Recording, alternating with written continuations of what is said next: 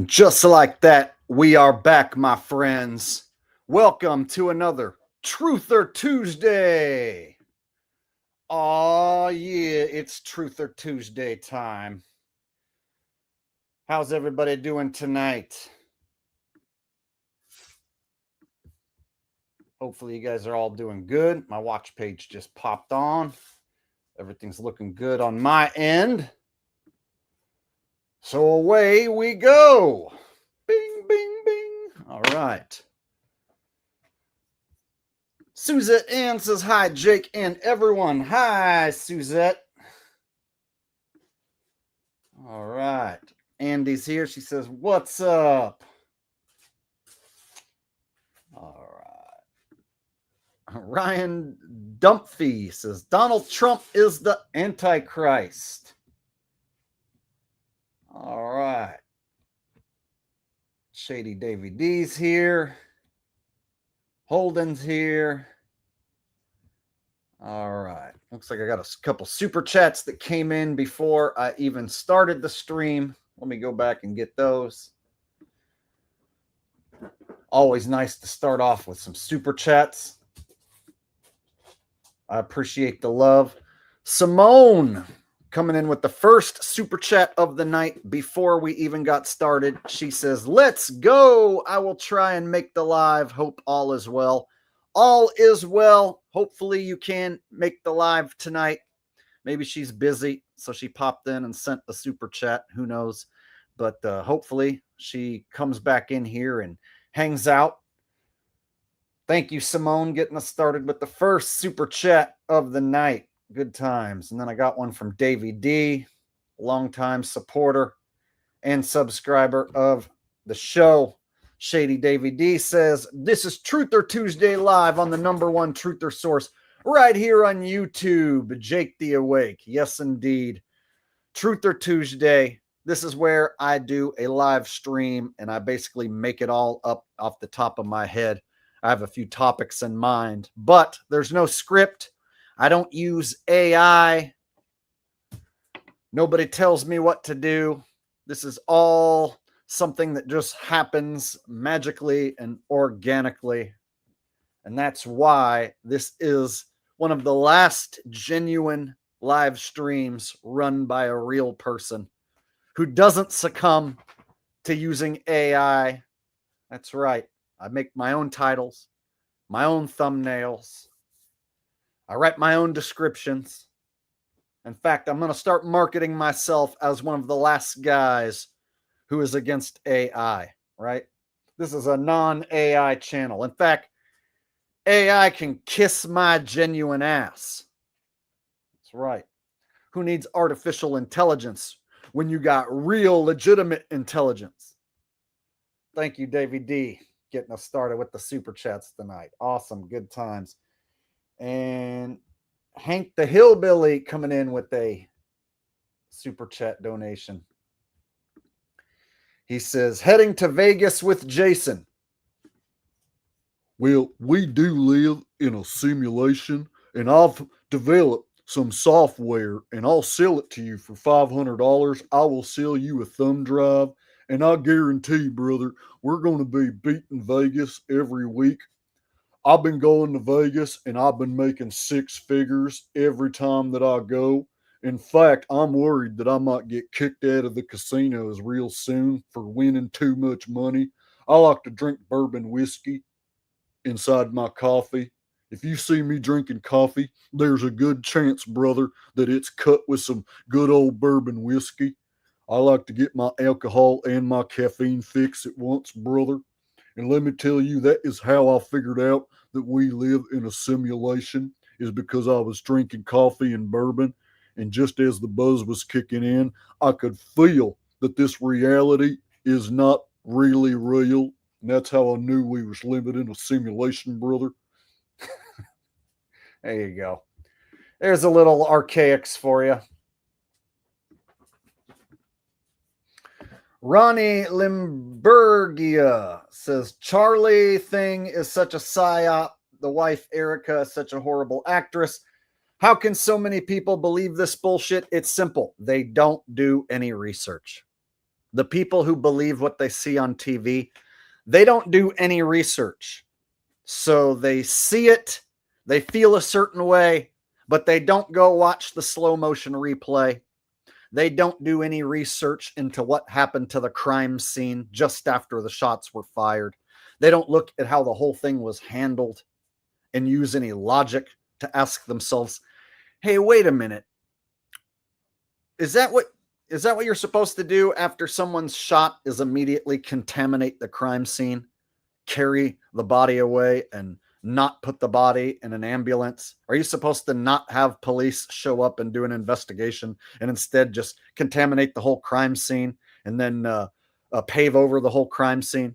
So when you look at the way the whole thing was handled, the wife's acting job, the performance that she put on, you go back and watch the slow motion replay, the truth reveals itself, and the truth is obvious. In fact, I think the government wants people to know what really happened or what really didn't happen. And they made it so obvious. It's almost like they're testing the public.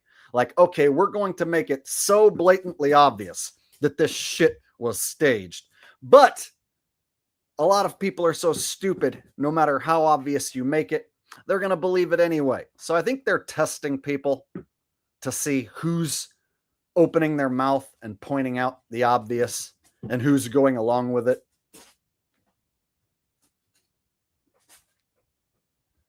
So yeah, I totally agree with you. And it seems like they made this event even more obvious than other psyops that it was indeed a psyop. But it's not stopping millions of sheep from falling for it. And you know what? I'm about sick of hearing about it. So personally, I didn't really even want to talk about that shit tonight because I'm sick of hearing about it. I'm ready to talk about some other stuff. But people are still bringing the guy up, and there's still news reports talking about him. So we're getting the lingering effects of that psyop. But I'm thinking in another week or two, people will finally move on and forget about it. That's usually what happens after a big psyop. A month or two goes by, people forget about it, they forget the details, and then they move on to the next psyop.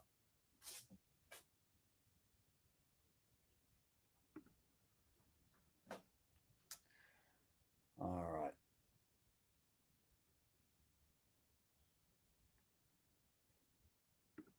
All right. Anybody bringing up Candace Owens or Nick Fuentes or any of these shill right wingers? Those are actors on the world stage.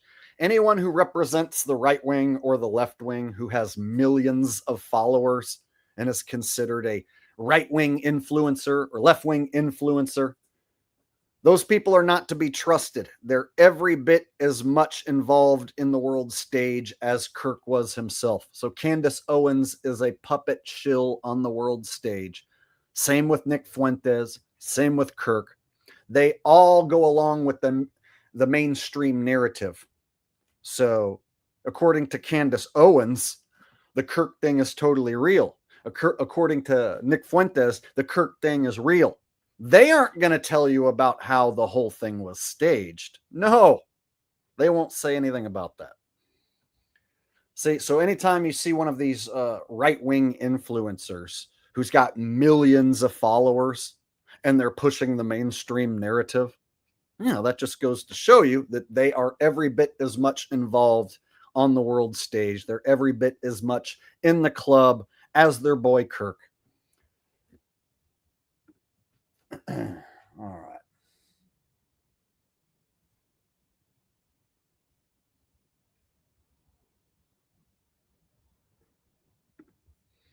You dare go head to head with Jim Brewer. Now he's allowed to tell some truth. Jim Brewer is a total shill. Jim Brewer had Dave Weiss on his program, and then he had Fight the Fat Earth and Mick on his program. So Jim Brewer had a couple of Globe cucks, professional Globe cucks, on his program right after he had David Weiss on his program. So I've also seen Jim Brewer hanging out with Roseanne Barr on her podcast, mucking it up with her. So he's a actor who used to be in Hollywood movies, and since he doesn't really have a career making movies anymore, now he's over on YouTube pretending to be a truther. What's the most truth you're going to get out of Jim Brewer? Oh, Dave Chappelle, he said he was visited. Yeah. See, he won't even tell you the truth about Dave Chappelle, that he was replaced. Instead, he said, Dave was visited. Yeah, Dave being visited isn't exactly telling us the truth about how Dave got fucking replaced. And when somebody confronted him about Dave being replaced, he didn't come out and say, yeah, you're right. It's not the same guy. So fuck Jim Brewer and his shill ass, and fuck anyone who follows him. You want to go follow him? Go shove your head up his ass. Sick and tired of people following these fucking shills and acting like, oh, well, they tell some truth, so I like to listen to them sometimes. Yeah, shills tell some truth so they can get you to fucking listen to them. But they're still pushing the mainstream narrative in most cases. You can tie them back to other shills. But whatever. You want to go watch those fucking shills and listen to their tiny bit of truth that they maybe will tell you? Go for it. You're also going to be subjected to the 75% or more lies that they're going to fucking spew.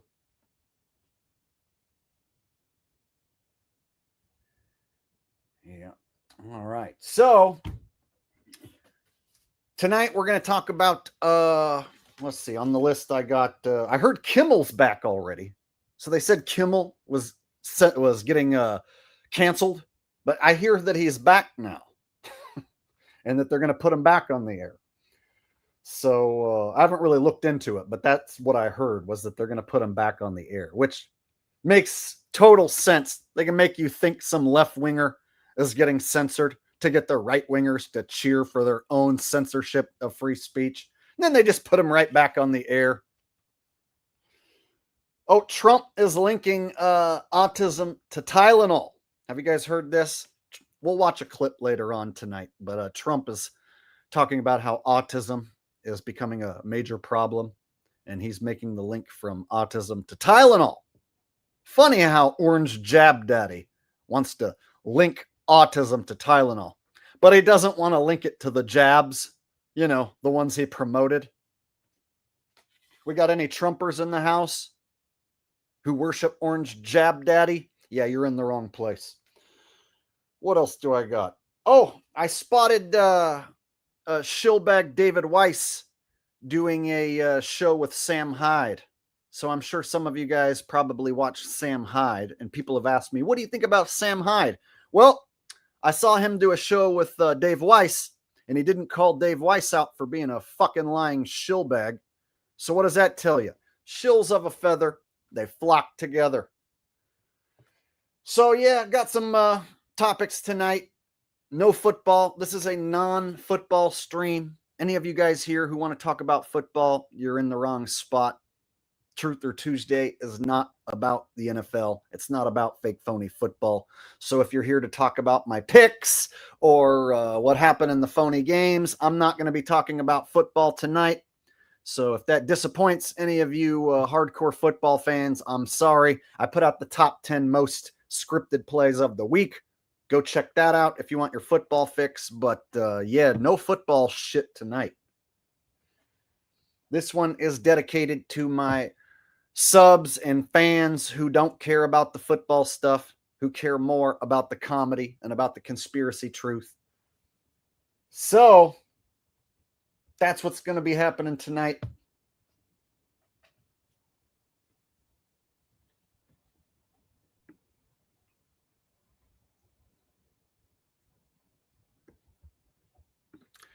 When did Trump say that the vax causes autism? He promoted the vax.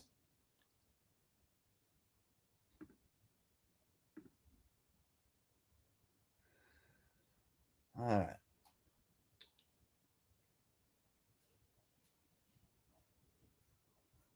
So I guess we could get started here. Oh, got I think I read all my super chats. Okay, caught up on super chats. We can go ahead and start with the Trump shit, I guess.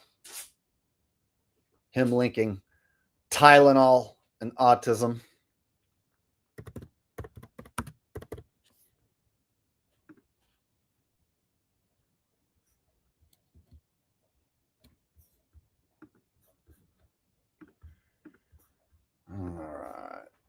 pull up the first mainstream news article that we see here.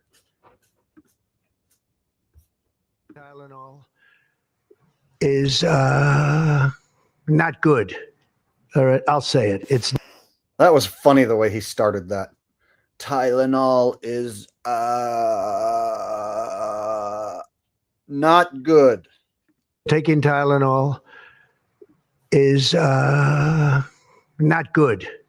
All right, I'll say it. It's not good. In a rambling statement, long on opinion, but with little new science, President Donald Trump said the FDA would tell doctors that the use of acetaminophen or Tylenol in pregnancy can increase the risk of autism. If you're pregnant, don't take Tylenol. FDA Commissioner Dr. Marty Makary pointing to several studies, including one from Mount Sinai, that says prenatal exposure may increase the risk of neurodevelopmental disorders, including autism. And he just figured this out, you guys. Yeah. He never knew about that before, back when he was president last time, right? He didn't give us this warning last time because he just figured it out. They did some science experiments just recently, and the science just came out showing a link between the Tylenol and the autism. That's why he's telling us now. Yeah, he did not know this information before, but this is so important that he warned people, right? Yeah, he didn't warn people when he was telling people to go out and get jabbed up, right? When Orange Jab Daddy was recommending everyone go out and get your jab, he didn't tell you about the chance that that might cause autism. No, because there's no link between the jib jabs and autism. No, there's no science to back that up. But apparently now there is science to back up Tylenol and autism being linked together. Right. So it's some new science, some new information that just came out. But that further research is needed to confirm these associations and determine causality and mechanisms. But further research is needed. So they did this new scientific research and they found out that there might, maybe, possibly be a link between autism and Tylenol. But further research is needed to confirm these associations. So they may, possibly, might be totally wrong in making this shit up as damage control for the fact that there might, maybe, possibly be a link between the jib jab and autism. So instead, now they can blame Tylenol instead of the jib jabs. Maybe, possibly. Further research would be needed to confirm that, of course. Tylenol's maker strongly disagreeing with the White House, saying in a statement that a decade of rigorous research confirms there is no credible evidence linking acetaminophen to autism. And the medical community is not changing its guidance. Tonight, the American College of Obstetricians and Gynecologists still says it is safe to take acetaminophen during pregnancy. So it's one of those he said, she said things, right? Trump says Tylenol's bad, don't take it. But the hospitals, the medical industry, they disagree. So who do you trust? Do you trust Orange Jab Daddy? Or do you trust the medical industry? Me personally, I don't trust either one. Yeah, I don't trust anything that comes out of AI Jab Daddy's mouth. In fact, how do we even know that that Trump that they just showed us wasn't another AI Trump? Remember how I pointed out AI Trump a long time ago, and now it's been confirmed that they're using AI Trump. So now anytime I see Trump on screen, I'm just going to say, how do I know that wasn't another AI Trump? So do I trust AI Trump? No, I do not. Do I trust the Trump who's not AI? No, I don't trust him either. I don't trust any of the people who pretend to be Trump or AI Trump. And I don't trust the medical industry either. So you know what? I think I'm going to stay away from the jabs, and I'm going to stay away from Tylenol. How do you like them apples? And I think I'm autism free. I hope. Linking acetaminophen to autism. And the medical community is not changing its guidance. Tonight, the American College of Obstetricians and Gynecologists still says it is safe to take acetaminophen during pregnancy. We've been studying that medication for over 20 years. There have been numerous well-designed trials that have come out that have showed safety and efficacy. The federal government says it's spending $50 million to look for the cause of autism. Despite decades of research showing no connection between vaccines and autism. See there? There it is, right in your face. No connection between the vax and autism. But Trump's coming out and saying the connection is autism and Tylenol. Now, I would consider this to be possibly some damage control, right? But according to the sheep at home, this is all they need to see, some words on the screen. Sheep at home, as long as they see words on the screen and they're told by the TV that there is no connection, then they feel totally safe taking any sort of chemical concoction that's recommended to them because the TV already told them there's no connection between the vax and autism. So there's nothing to be worried about since you saw these words on the screen. Today, Health Secretary Robert F. Kennedy Jr. brought it up again. One area that we're closely examining, as the president mentioned, is vaccines. Cammie Shaw. One area that we are closely looking into as the association between the vaccines and me having a giant turd stuck in my ass that won't come out. I think there might be an association between the vax and me having a giant turd stuck in my asshole. Oh. Closely examining, as the president mentioned, is vaccines. Cammie Shaw is a nurse. Show me the science. Show me the good studies.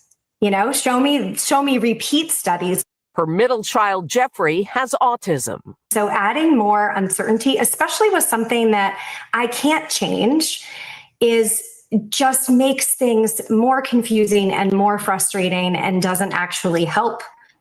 All right, so I did not watch the entire live stream that Trump did. So if he does indeed say that, misanthropic, I find it strange that they're not talking about that. How come there aren't a bunch of news reports talking about that? So I see the news reports talking about him saying Tylenol is bad for you and could be connected to autism, but I don't see the news reports vilifying him for saying that the vaxes cause autism. So I would have to see that, but I did not watch the whole live stream. I was working on finishing up the football video today, so I haven't had a chance to watch the entire stream, and I don't think I really want to watch the entire stream, but if anybody can find that clip and give me a timestamp, I'll gladly pull it up. Our kids or the families.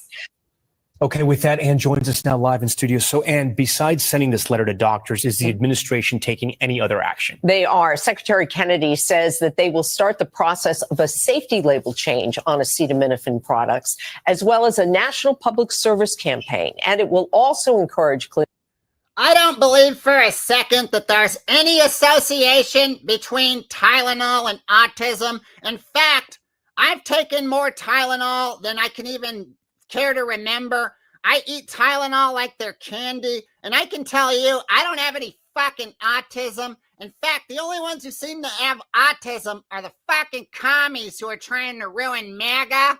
Hello to all the Nephilim and the Anunnaki who take Tylenol and don't have autism. I know what the science is because I performed the science experiment on my own body. I don't have autism, but I know who does. It's the fucking commies trying to ruin MAGA. There you go. Clinicians to use the lowest dose of acetaminophen for the shortest period of time if it's necessary for pregnant women, Tom. Okay, and we thank you. We thank you for watching. And remember, stay updated on breaking news and top stories on the NBC News app or watch live. Holden said, as someone with autism, this is funny. Well, Holden, I got to say, for somebody like you who's open about your disabilities, The fact that you found your way here to this channel, you figured out that football is fake and scripted. You figured out that the government is running psyops on the public. You are actually like 100 times smarter than most people who would think that they're smarter than you. So there's grown men out there who watch TV who would think that they're a lot smarter than Holden. And Holden here is admitting he has autism. Yet he's here with us. And he knows about these world stage actors and how they lie. And he knows that football's fake.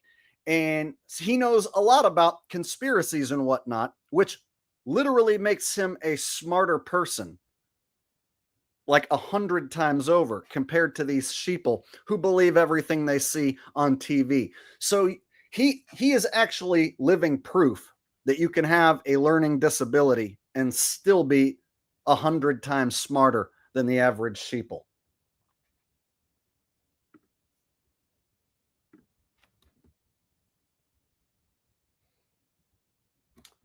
All right. See, that's sends a super sticker. Let me see what the super sticker is. It's a crying face. Thank you for that. Crying face emoji super sticker. All right.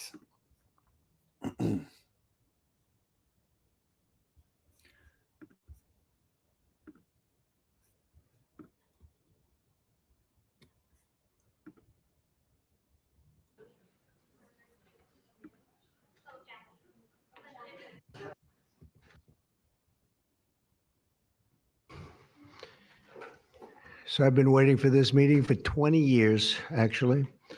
He's been waiting for this for 20 years, you guys.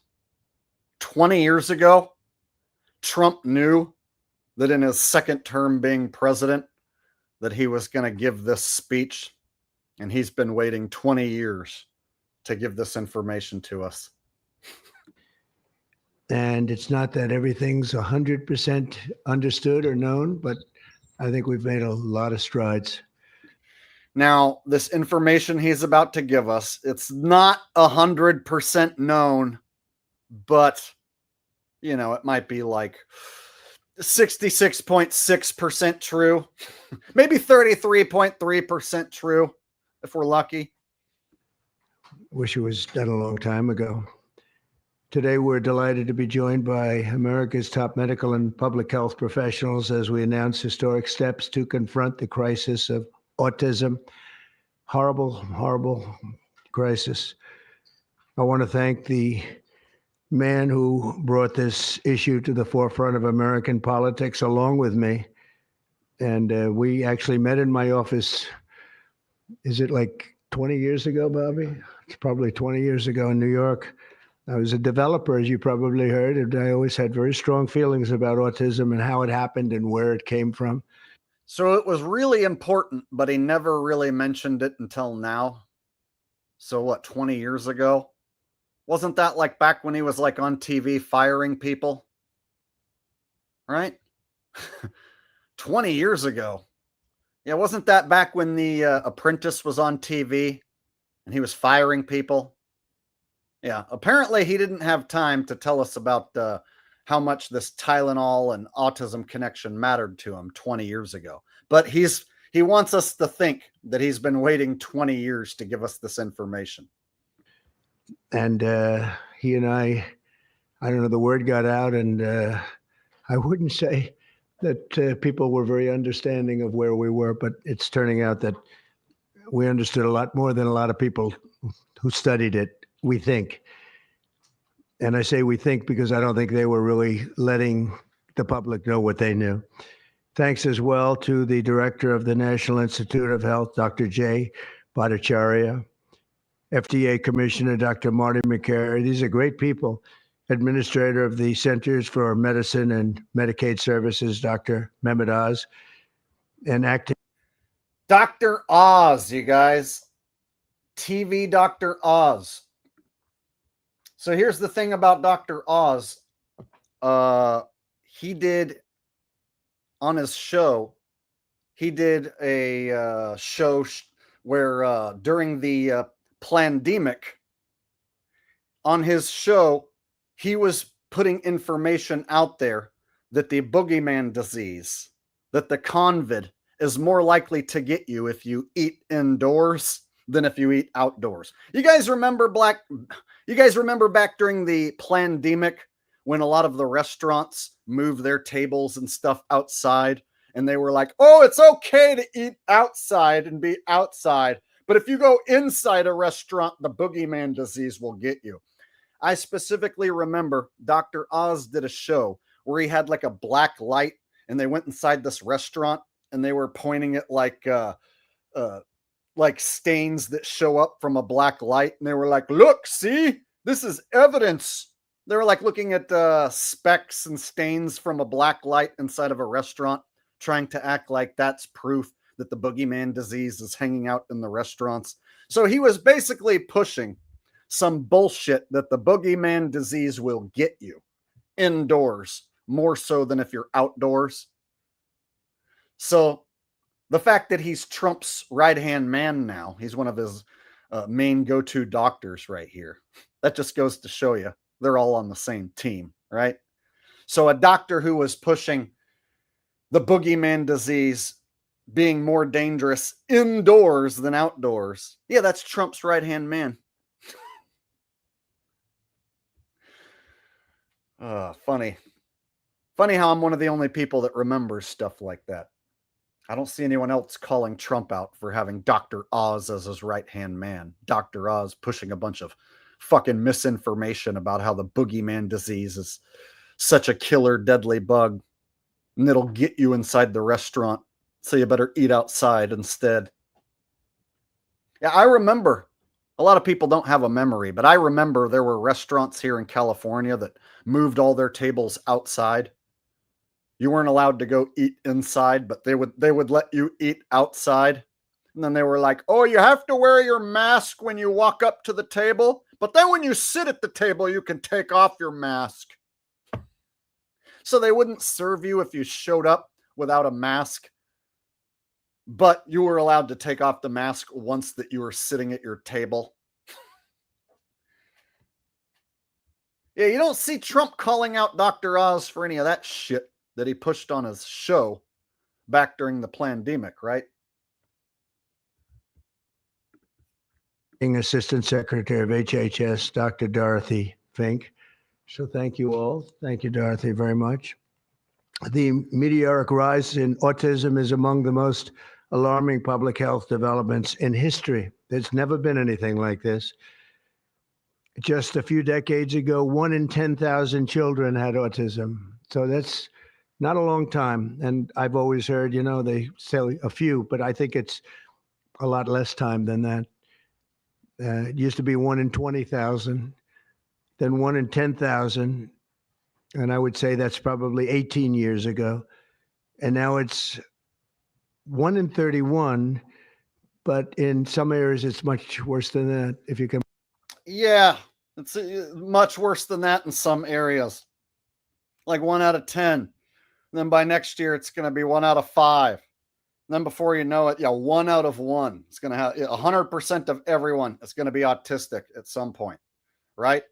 We're still trying to figure it out, where it's coming from, how it's happening. We're still performing scientific experiments, trying to figure out how this autism keeps increasing year after year after year, right? There was a time back before they made up the word autism when nobody had it at all. And now 2 out of every 1 people has it. Believe it, 1 in 31. And I gave numbers yesterday. For boys, it's 1 in 12. I was told that's in California, where they have for some reason, a more severe problem. All right. So Misanthropic said 42-minute mark.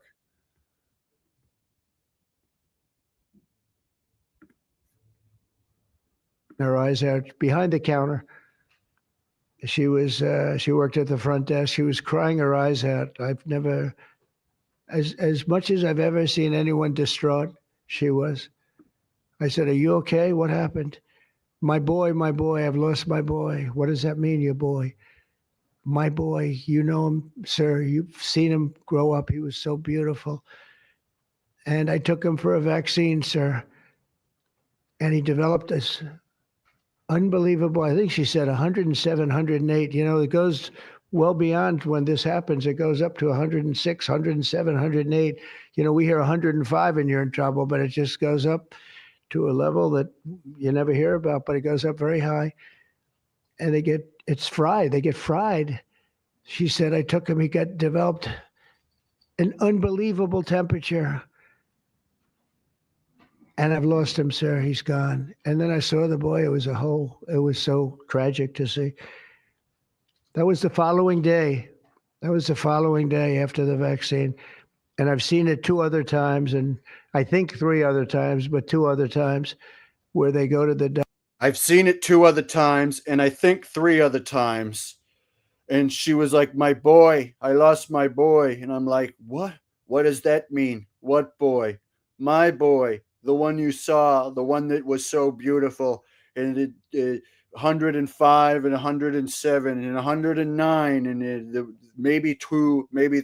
So far, he's not coming out and saying that the VAXX caused autism. Still waiting for that statement. Doctor, and they get the vaccine, they get the shot. The kid is, badly hurt. Let's be nice, badly hurt. And just do it. Break it up into 5, break it up into 4, break it up into 3 if you have to, but go to the doctor 4 times instead of once, or 5 times instead of once. And for some reason, they insist that you put it all into the body, and maybe that's the drug companies that make more money that way. Maybe it's the doctors because they don't want to be, doing this so much. Maybe it's the doctors. They get maybe more money. Who the hell knows what it is? Don't do it. Get them broken into 4 or 5 visits. Do it 4 or 5. That means you have 20%, 25% what you're putting into the baby's body. Do it over 5 visits to the hospital. Don't do it over 1 visit to the hospital. You do it over 4 to 5. Like, what the fuck is he even talking about? Go to the hospital 5 different times for 5 different shots of a lower dose of the VAXX. Like, what is he talking about? It can only help. Can only help. And the other things I told you about, just the word tough it out. It's easy for me to say tough it out, but. Okay, so far, he did not say that the VAXX causes autism. He did not make that claim at all. He just talked about this scenario where a parent told him about this thing that happened to their kid, supposedly. And he's supposedly seen it happen 2, maybe 3 other times. So that doesn't quite qualify as Trump telling us that the VAXX causes autism. Sometimes in life, with a lot of other things, you have to tough it out also. Don't take Tylenol. Don't give Tylenol to the baby. When the baby's born, they throw it at you. Here, give them a couple of Tylenol. They give them a shot. They give them a vaccine. And every time they give them a vaccine, they're throwing Tylenol. And some of these babies, they're long born, and all of a sudden they're gone. And it doesn't hurt not to do it. All right, so you see what they're doing here? They give those poor kids Tylenol and the VAXX. So you give them the VAXX and you give them Tylenol. So which one is causing the autism, maybe? If you're giving them both, yeah. Is it the Tylenol that's doing it? Is it the VAXX? Is it both of them? Oh, we're going to have to do more science, more experiments, and try and figure it out. See, so they're covering up what the VAXX could be possibly doing by including Tylenol in there, right? So Tylenol can be one of their scapegoats. It doesn't hurt. There's no downside. There's no downside at all. And break up MMR. Break it up. It's practically a known fact that if you break it up, you're not going to have a problem. But for years, we've been hearing how bad MMR is. If you break it up, you won't have a problem? Like you break up the Tylenol pill? Break it up. It's practically a known fact that if you break it up, you're not going to have a problem. It's practically a known fact that if you break it up, you're not going to have a problem. So if you smash a pill and then take it, no problems. But if you leave it in pill form, then you have a problem. Is that what he's saying? It's kind of tough to figure out what he's saying because he sounds like fucking Creepy Joe and he's not making any goddamn sense. It's another instance where Trump is saying shit, but the sentences don't really add up. But for years, we've been hearing how bad MMR is as a combination. And I'm very happy that you broke out chickenpox because that was really a problem. And there are other things. It's interesting. I'm very happy that you broke out chickenpox because that was a problem. Okay. Am I missing something, or do none of these fucking sentences make any sense? It's like he says a sentence, but it doesn't actually make any sense as far as the next thing he says or what he said before that. Let me put the words on screen. Known fact that if you break it up, you're not going to have a problem.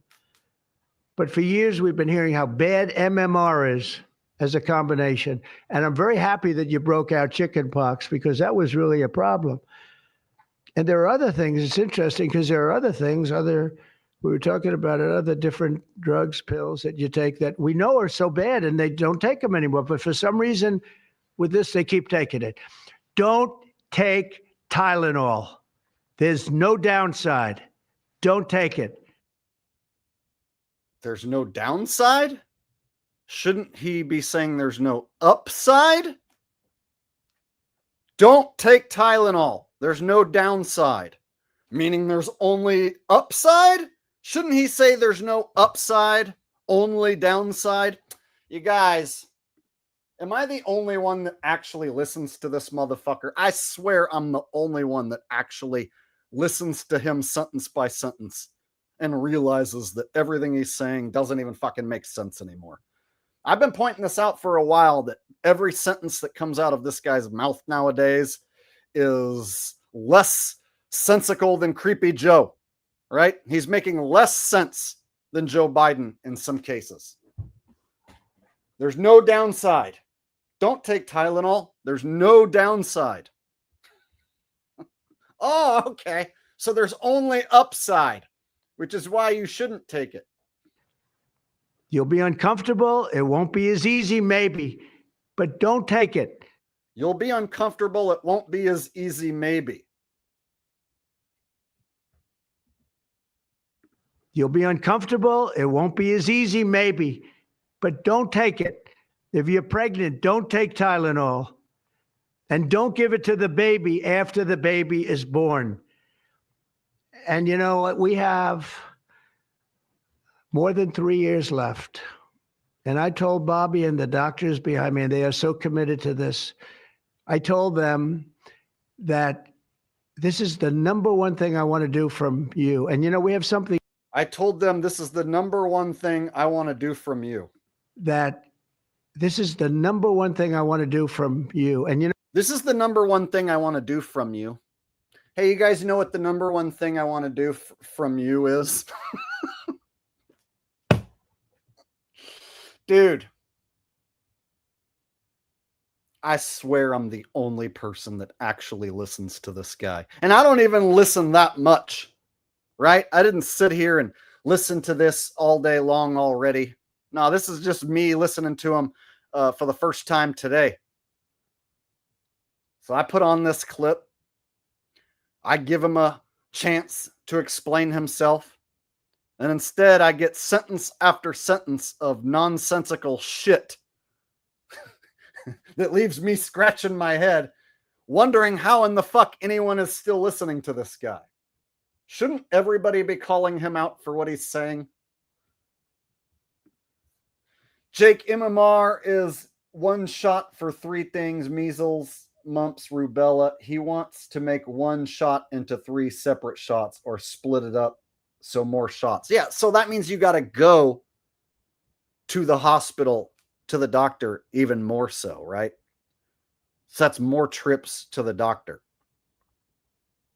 And it's not like you're going to test those vials and see what's actually in them. You're not going to like test it yourself and make sure that you're getting three separate shots for 3 separate things. For all you know, you could just be getting more of the same thing that they were already giving you last time, right? Now they just found a way to get more of it inside you, right? So I don't know anybody who's going to do a chemical analysis and be like, oh yeah, they're giving me 3 different ones now instead of one big one, right? How do you know they're not just giving you even more of the shit, right?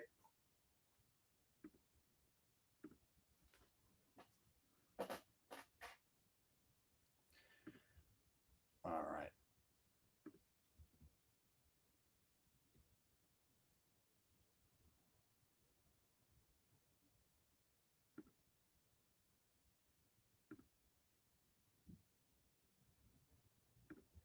You know, it sucks when I have to ban people who are members and who have sent me super chats, but I just banned someone who, in all caps, was saying that I made them lose money on the NFL picks.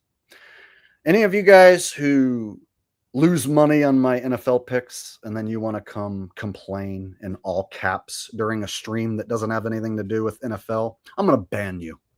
If you don't like my picks, don't fucking bet on them. Don't watch me. This is a non-football stream. Anybody want to complain about my football picks? I'll ban you and I'll be glad you're gone. I don't care if you're a paying member. I don't care if you've sent super chats in the past. Show up and bitch and complain about football picks in all caps, and I'll gladly get rid of you. Would anybody else like to go? And one ballers, you're gone.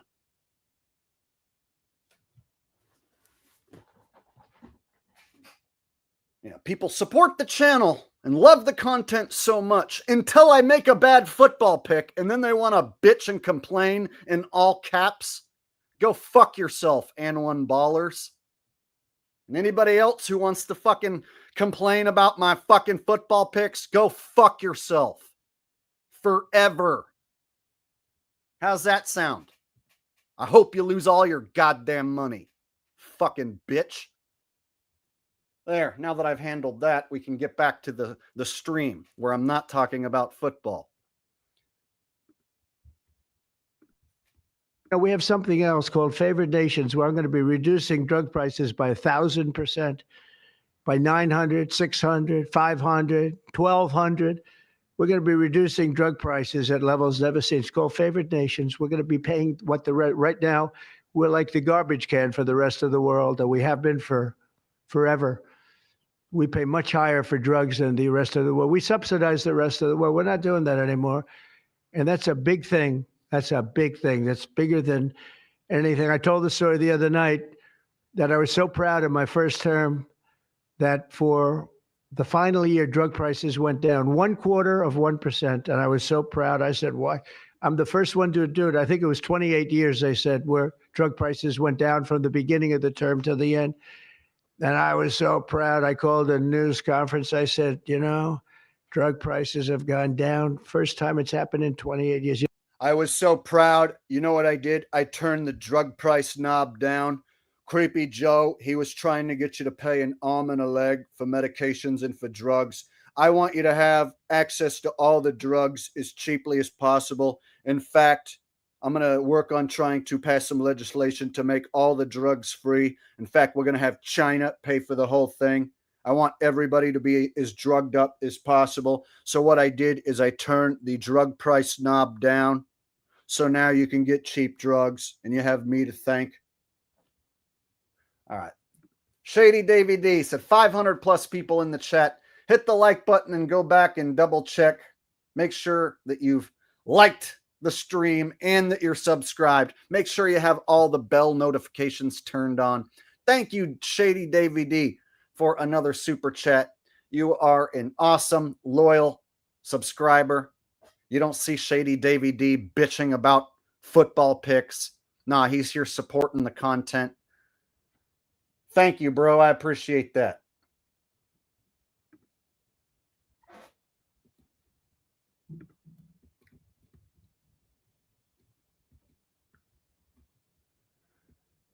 All right. It looks like we got a new member. New channel member that just joined as well. Nunyun just became a channel member. Awesome.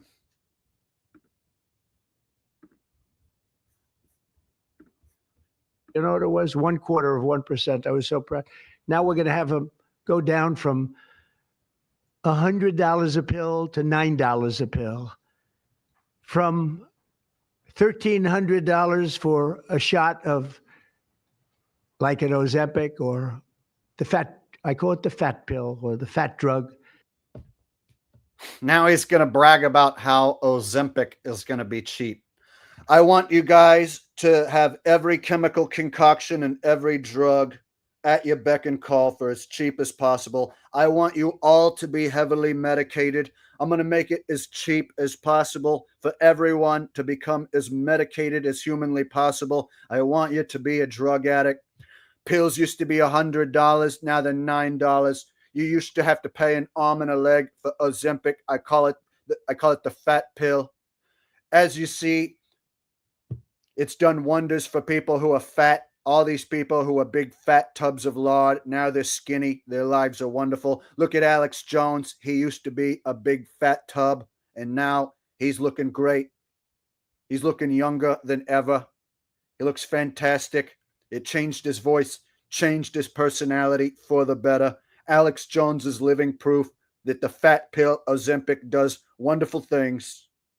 Sometimes it works, I guess, for people. The ones I've seen, it hasn't worked so well. I got a lot of friends, they're fat. And they said, yeah, I lost some weight. I said, you don't look it to me. Sometimes it works, sometimes it doesn't. I have a lot of friends who are fat tubs of lard. They got big fat cottage cheese asses, and they're like, oh, look at me, I've lost some weight. And I'm like, I don't see it. I still see the same cottage cheese ass personally. But they pay $1,300, $1,200, and they go to London and they pay $88. And they call me, they go, what's this all about? They called them. These fat friends, yeah, they call them. They got Trump on speed dial, right? So Trump talks to these fat friends about how much they're paying for these fat pills. And then he tells them that he doesn't notice that they're losing weight and he still thinks they're fat. Does anyone listen to what this guy's fucking saying? Oh, yeah, they called me. These fat friends. Okay. Kevin Arnold from the Wonder Years coming in with a super sticker. Gotta love Kevin Arnold. Also a longtime loyal supporter of the channel. Coming through with a super sticker. What would you do if I sang out of tune? Would you watch an old episode of Wonder Years with Kevin Arnold? Winnie Cooper lived right across the street, and she would break up with Kevin every week. Oh yeah, have a little help for Kevin Arnold. All I need is Kevin Arnold. All right, thank you, buddy. I appreciate that. It's an ongoing joke that we have where I call him Kevin Arnold from the Wonder Years. Even though it's not Kevin Arnold from the Wonder Years, he likes it when I call him that, which is why he keeps sending me money.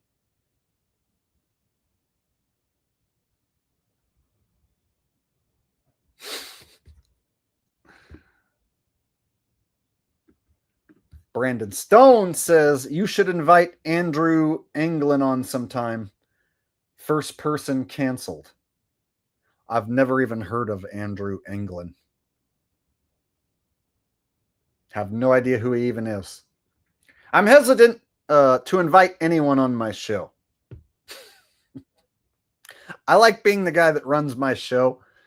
And so bringing on guests, it's been kind of a hit and miss thing, bringing on guests. I've brought some people on, given them an opportunity to speak, and then they gain new subs, and then they turn around and stab me in the back. So I'm kind of hesitant to bring on guests these days. What I would like to do is like bring somebody on that I can like debate about like maybe football being scripted. I think it might be fun to bring on a fanboy and destroy a fanboy who thinks the games are real, right? I think maybe that'd be fun, but I don't know how many guests I want to bring on. And I don't exactly know what you mean by first person canceled. I'm not exactly sure what you mean by that. You'd have to explain what you mean by first person canceled.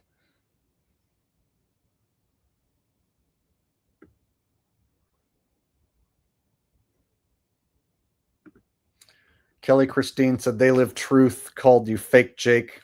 I don't know how he recognized me. He watches and he keeps track of who's in my chat and who says what. He's a shill, so it's his job to watch me and then call me fake Jake. So he doesn't give his real name. He doesn't show his face. He pushes a debunked version of the flat earth with a circling sun and circling moon. He claims that I'm here to take you away from God's created earth, which is exactly what a shill would do. So yeah, anybody who follows him or watches him, you're following a shill and you're being duped by a shill. And I've told people that hundreds of times. So anybody still watching They Live Truth Russian vids, you're a fucking moron if you watch that guy. So anybody who wants to go over there and watch him, you're going to be listening to a fucking shill who's going to fucking lie.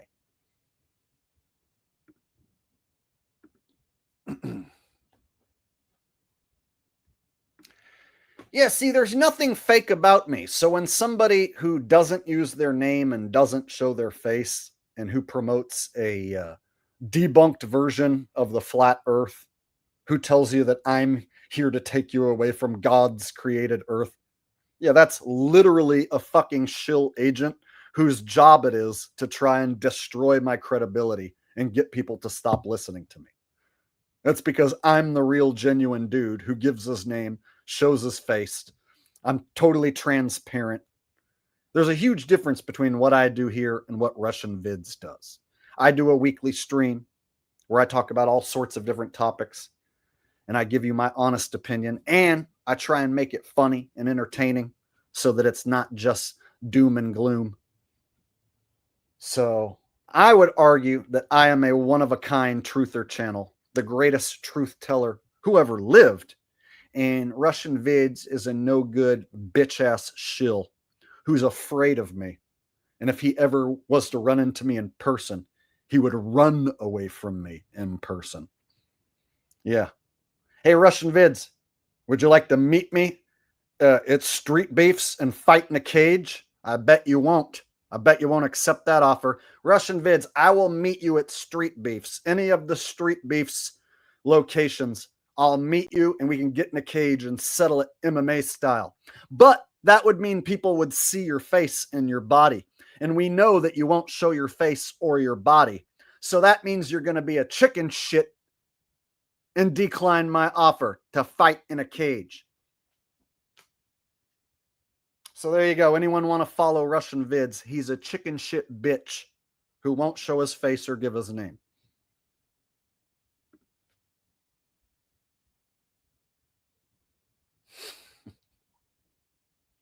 And you guys, this is a comedy show. This is all for entertainment purposes only. This is to make you laugh, for everyone to have a good time. Don't anybody take all this shit serious and get your panties in a wad. Unless you like that sort of thing. If you like your panties being in a wad, well then by all means, go get your panties in a wad. See how that works out for you. But I'm looking for the laughing emojis. Trying to make everyone laugh and have fun. It looks like I'm doing my job. All right.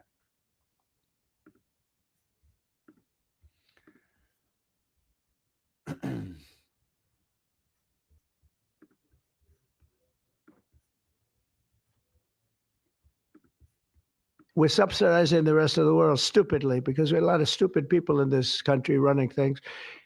And how big is that? But to me, that's nothing compared to autism. I see that gorgeous boy. I have a big present for him in the back. You know, you bring him back. We're going to bring him into the Oval Office. I have the best present he's ever going to get, okay? Whoa. He's talking about some beautiful boy, and now he has a present for some beautiful boy in the back. I see that gorgeous boy. I have a big present for him in the back. You know, I see that gorgeous boy. I have a big present for him in the back. You bring him back. We're going to bring him into the Oval Office. I have the best present he's ever going to get, okay? A big one. Nobody does presents better than me. I give the biggest and best presents. If I see a boy who I think is gorgeous, I take him in the back. We take him into the Oval Office, and I give him the best present that he's ever known or ever seen or ever will accept. All of his other Christmas presents are going to hail in comparison to what I'm going to give him. I'm going to give him the greatest gift of all. Saved it for you, okay? Because I heard you were coming. Look how beautiful he is. What was that? Who's he talking about? So that's it. There's nothing much to say. Don't take Tylenol if you're pregnant, and don't give Tylenol to your child when he's born. You got a beautiful boy. I want to give that beautiful boy a present. I'm going to give him the greatest gift of all. Now, that's all there is to say. Don't give your child Tylenol.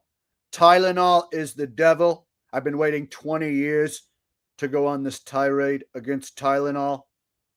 All right? I couldn't tell you about Tylenol 10 years ago. I didn't tell you about Tylenol last year or last week. When I was hanging out with Elon Musk inside of the Cybertruck, I didn't give a fuck about Tylenol then. But now Tylenol is a big, big deal. So that's why I'm doing this press conference right now. It's a huge deal. When me and Elon Musk were butt buddies at the beginning of my term, you never heard either one of us talking about Tylenol. But now Tylenol is the most important thing. Most importantly is that boy is gorgeous. That is the most important, gorgeous boy in the world who I do not want to take Tylenol. Or she's born. Don't give it. Just don't give it. And we're going to have, I think, really, if you do all the things that I say, break it up. Just break it up. Break up the shots with the doctor. And we're going to have, I think, really, if you do all the things that I say, break. Okay, let's listen to word by word what he's saying here. Don't give it. Just don't give it. And we're going to have, I think, really, and we're going to have, I think, really, if you do all the things that I say, if you do all the things that I say, break it up. Just break it up. Just break it up. Break up the shots with the doctor. With the doctor. We're really, if you listen to me, we are, when I tell you that we really are, you really need with the doctor to break it up. Just break it up. Break it up. You got to break it up. You really, me, doctor, we need to break this up. Got to break it up right now. Break it up. Break 19. Can I get a radio check? Breaker 19. Need a radio check. You need to break this up. You doctor, you break it up. You don't break it up, you're going to get sick. You're going to get autism. You're going to die. You break it up. You're going to be safe. You're going to be wonderful. You're going to look like this gorgeous boy right here, who I have a wonderful gift for, the greatest gift he's ever had. I'll give you the greatest gift you've ever known, but you got to break it up. You got to break it up. You got to break it down. Break. MMRs, as I told you, separate. Chickenpox already separate. Separate. Break it up. Separate. Break it. Separate. Break.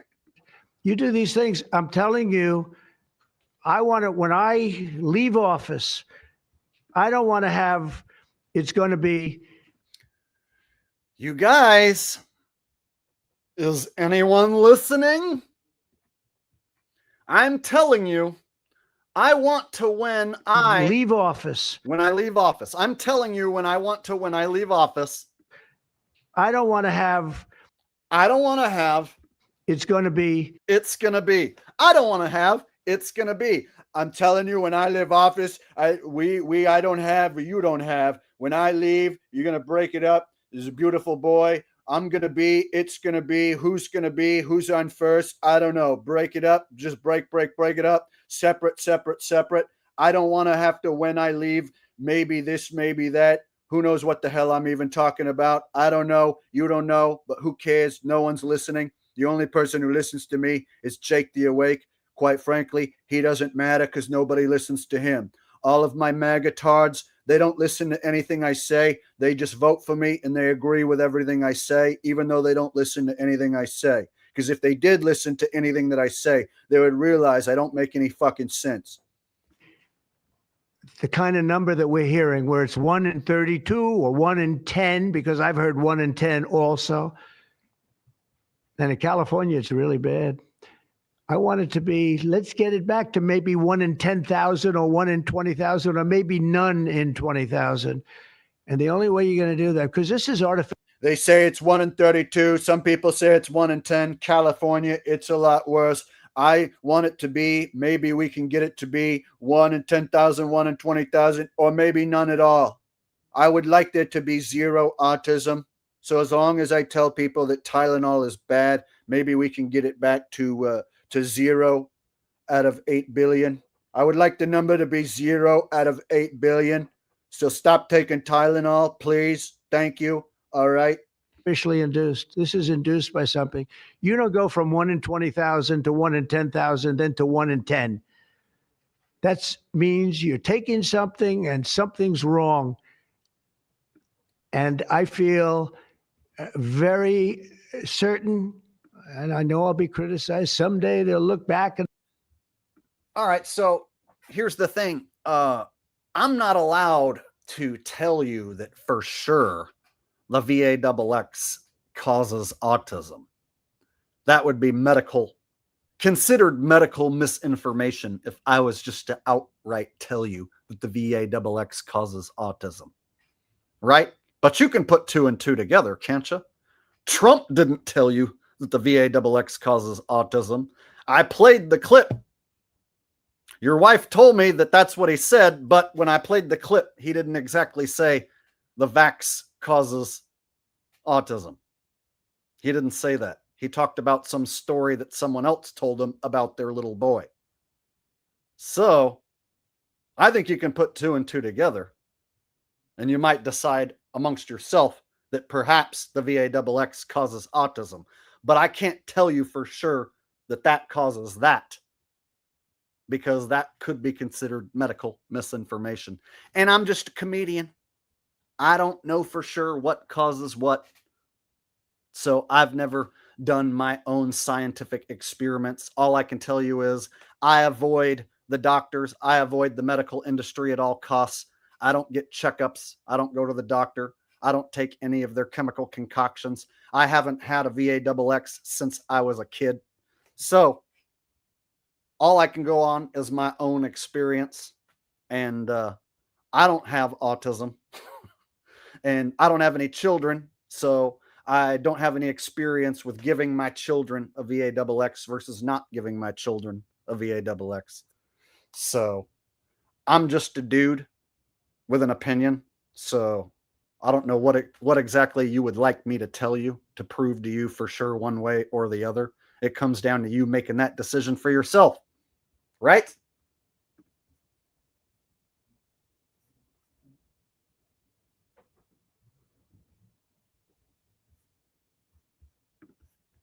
They'll say, well, it wasn't, but I think it will. I think we're going to have a tremendous, this is the most important thing. There's nothing more important than me.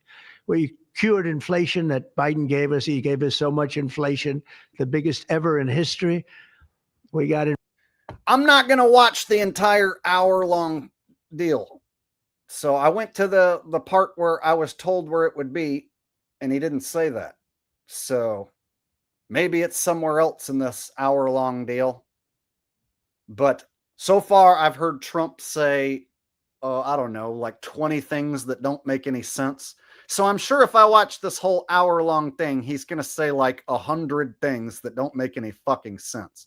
So if by chance he did mix in that thing about mercury and aluminum, what difference does it make? The man is literally saying shit over and over that doesn't make sense. He sounds like a more retarded version than Joe Biden right now. The things that are coming out of his mouth. So who really gives a fuck about anything that he says? I'm only making fun of him because it's easy for me to do my Trump impersonation and get laughs when the guy's saying so much stupid shit. So the only time I like to listen to this guy is so that I can make you guys laugh by making fun of the stupid shit that he's saying. inflation done. We brought prices down. We gave you the largest tax cuts, all that stuff. It doesn't mean a thing compared to what we're doing today. This means everything. So we're going to save a lot of children from a tough life, really tough life. We're going to save a lot of parents from a tough life. Okay, how about a few questions? Let's just make it on this subject. This is so beyond as a subject that I'd rather not talk about, some nonsense on the economy. And I will say this, the economy is unbelievable. See, there's another stupid thing that he just said. Let's just make it on this subject. So beyond as a subject that I'd This is so beyond as a subject. rather not talk about, some nonsense on the economy. He'd rather not talk about some nonsense on the economy. And then he goes on to say that the economy is unbelievable. And I will say this, the economy is unbelievable. You can't even believe the economy. The economy is unbelievable. Yeah. It's just so unbelievable, the economy. I don't believe in it at all. The stock market just hit another record high and all that stuff. This means more to me. Yeah, please. Mr. President, I have one on your announcement, one on vaccines. That's also really Yes. good. Why do you think we haven't heard more previously about the tie to autism and acetaminophen? Nobody knows. I don't know. Nobody knows. I don't know. There's no way to know. I've been waiting for 20 years to tell you about this, but I don't know. Nobody knows. Not only that, when you say it, you get attacked. And if you say it, you get attacked. Like right now, there's this asshole named Jake the Awake. He used to call himself Jake the Asshole. He's sitting there right now in his live stream, and he's attacking me for talking about Tylenol. Been waiting 20 years to talk about Tylenol. And quite frankly, I'm sick of being attacked by fellas like Jake the Awake. Thinks he's so smart. Thinks he knows all about the economy. It's really unbelievable. I was saying something similar, not as strongly, because now facts are on our side. But I was saying it with Bobby 20 years ago, and I was attacked. I said, "Oh, what was that all about?" I had no idea. You get attacked. I don't know. The medical community, the drug companies, doctors. I don't know what it is. All I want to do, I don't care. I don't care about being attacked. It doesn't matter to me. I believe that the numbers at the end of our term or shortly thereafter could be really phenomenal. I want it to go up just like it came down to this horrible level. 1 in 10, 1 in 12. I was told 1 in 10. I was told 1 in 12. Today I heard 1 in 31 if you add the girls and the boys together. If you carry the 1 and you subtract 9, 1.52, 700 BC, 12, 84, 34 billion. All I got to do is just keep saying numbers. 1, 2, 783 million bazillion, 69 sextillion. Yeah, it's really, quite frankly, astonishing and unbelievable. All right, so let's do this super chat impression here. We got, can you do an impression of Trump and Gotis commenting on what age boys are the best looking? Trump and Gotis commenting on what age boys are the best looking. That's a really weird impression request. So I was talking to the man who started the raw meat movement, and we were talking about what age boys are the best looking. And I personally like to go to the YMCA so I could hang out with all the young men. You can have a good meal. You can do whatever you feel at the YMCA. That's one of the reasons why I love to go to the YMCA, is for all the young men. Personally, I think boys 12 years of age and under are the best looking boys. They're quite beautiful. I have a present for all of the best looking boys. Nobody gives presents like I do. I like to take the boys in the back and give them a present. I, of course, like to do the same thing. One of the reasons why I, of course, love children so much is because the older you get, the more mentally ill that you get. And the child, of course, represents the least mentally ill of all human beings. And so therefore, I like to touch boys while they are in their least mentally ill stages of life. Because the older they get, the less they want to be touched by grown men. This is why touching boys at a young age is, of course, actually, I'm talking about bikes. I'm talking about riding young bikes. So disregard me saying anything about the boys. I was talking about riding bikes, not the boys, so to speak. All right, you'd have to know who Goatus is to understand that joke. If you don't know who Goatus is, then you won't even get it. It's crazy. And it was 1 in 10,000 and 1 in 20,000. It's not even sustainable for a country. You want to know the truth. And there are other places that don't have it. And they have things in common. And that's called medical research. Yeah, please. Mr. President, I'm curious as you look at the trend lines, Yeah. how much of this is the causation of acetaminophen and how much is sort of better diagnosis, doctors, researchers having a better understanding of what is on the autism spectrum? Sure, go ahead. That's one of the canards that has been promoted by the industry for many years, that it's changed diagnostic criteria, better recognition. But there's been study after study done of that completely debunks that. One of them by the Mind Institute at UC Davis, University of California. The Mind Institute at UC Davis, University of California, they completely debunked that notion. And you can trust the Institute at UC Davis, University of California. It is widely known and accepted that universities never lie, and they're the most honest people that you could possibly deal with in regards to this sort of thing. And they've been helping me try and figure out a solution to get rid of this giant turd that's stuck in my ass. In fact, I'm going to be going to the University of UC Davis later this evening so that they can debunk this turd from my ass. Oh. But also it's just common sense, because you're only seeing this in people who are under 50 years of age. If it were better recognition or diagnosis, you'd see it in 70-year-old men. I've never seen this happening. Oh, looks like I missed a few super chats. My bad. Let me go back and get these super chats that I missed.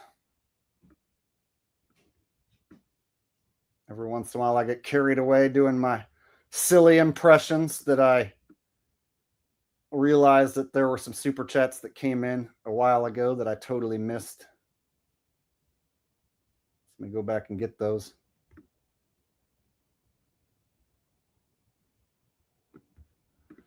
So First Amendment said, Trump sounds like he's been taking Tylenol.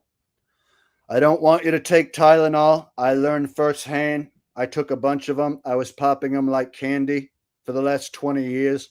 I've been eating Tylenol as if they were Skittles.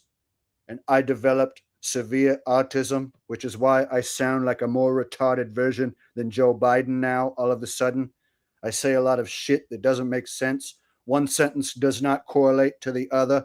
Proof that I am indeed one of the most autistic presidents ever known. Nobody is more autistic than me. Nobody does autism like I do autism. Quite frankly, I know what I'm talking about. I'm the most autistic president that there ever was. That's how I know personally Tylenol is bad, because I've eaten so much of it and it's made me so fucking retarded. Right? First Amendment, and Zachary Wild also had a super chat that I missed.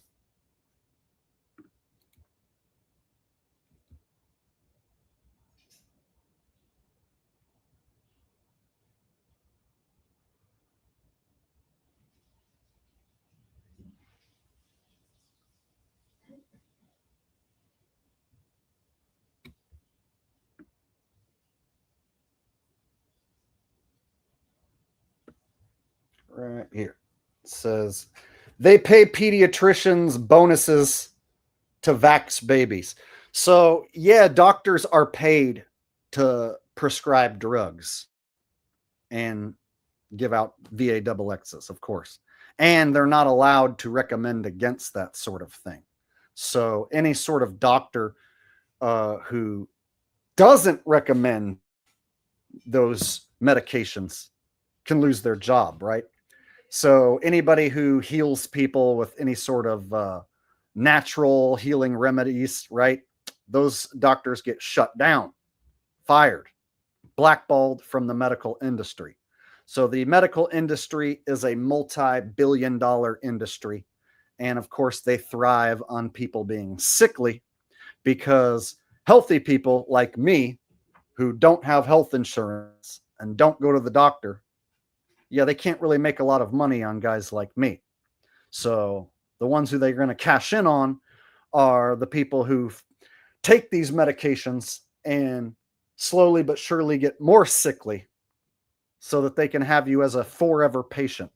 So the medical industry thrives on creating forever patients, and they get you to be a forever patient by prescribing you medications. And then, of course, they give you more medications, higher doses. And then when your body starts to fall apart, well, they're the ones who are going to give you the treatment for when your body starts to give out on you. They're going to be the ones that ultimately are the cause of your death. So think of all the people that showed up to the hospital because they thought they had the COVID, and then they got put on a ventilator, and then they lost their life. Had they just not went to the hospital and just dealt with it on their own, dealt with whatever symptoms they were having on their own, chances are those people might have lived. But instead they go to the doctor, they listen to the doctor, and you can find yourself having horrendous health problems because you show up to the hospital and you listen to the doctor who tells you you have these issues and that you need to get medications, right? So there's people who feel healthy. They show up to the doctor. Doctor says, oh, you have this severe health issue. And then suddenly the person becomes sickly because they were told that they have a health issue. So I always wonder, some of these people, if they just would have never showed up to the doctor at all, were never told they have a serious health issue, would they have continued living a healthy life? Would they have lived a lot longer than they would have if they showed up to the doctor? So if the doctor tells you, oh, you have cancer and we need to give you chemo, then you die. Well, would it have been better off if you just wouldn't have went to the doctor, never had them tell you you have cancer, and just go live as long as possible with this supposed cancer in your body without having any treatments or chemo? Maybe that would have been the better option, right? So I try and stay away from hospitals and doctors at all costs. Stay away from any medications, VA-XXs, all of it, right? I try and figure out home remedies for anything that goes wrong with me and my body. And the hospital would be like a last case scenario, like a last resort. So if I had like a bone sticking out of my body and I was losing blood, okay, I would have to go to the hospital in a situation like that. But pretty much anything other than an emergency, like a bone sticking out of my body or something like that, I'm not going to a hospital. I'm going to try and deal with it on my own. So if more people would try and deal with simple illnesses and simple health issues on their own, they'd have a lot less problems.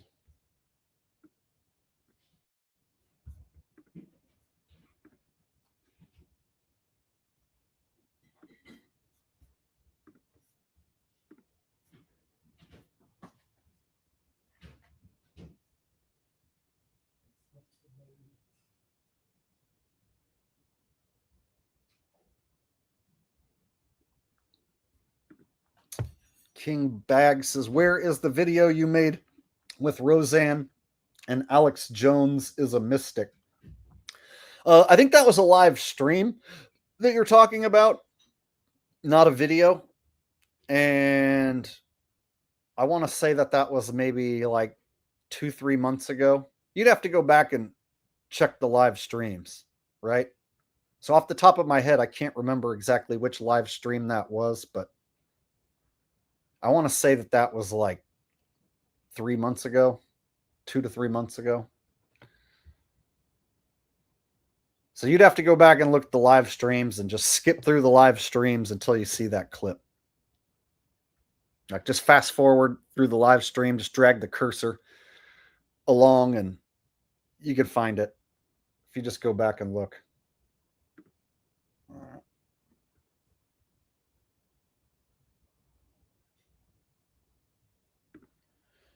Talk in RFK voice about Tylenol. I agree with President Trump. You need to break it up. And we were talking about Tylenol 20 years ago. We've been waiting 20 long years to bring you this information that Tylenol is bad. Tylenol is just so terrible. It's almost as bad as having a big piece of shit stuck in your ass that won't come out. I can't decide whether I dislike Tylenol or being constipated. Which one's worse? Maybe the Tylenol is what causes the constipation.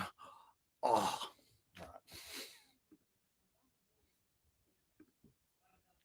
In people my age, I've never seen a case of full-blown autism, and that means profound autism. I want to be very careful. Head banging, stimming, toe walking, nonverbal, non-toilet trained. I've never in my life seen a 70-year-old man who looks like that. You're only seeing it in the kids. It's an epidemic. Thank you, Mr. President. I was hoping that you could clear up confusion for moms and dads across America, many of whom voted for you. There's a statement that was put out by the American College of Obstetricians and Gynecologists, and in their statement, they write, acetaminophen remains a safe, trusted option for pain relief during pregnancy. And that's at odds with what you said and with what many of the experts say. How do you clear up this confusion? That's the establishment. They're funded by lots of different groups. And you know what? Maybe they're right. I don't think they are, because I don't think the facts bear it out at all. They're fighting for something that, in my opinion, they shouldn't be fighting for. But here's the thing.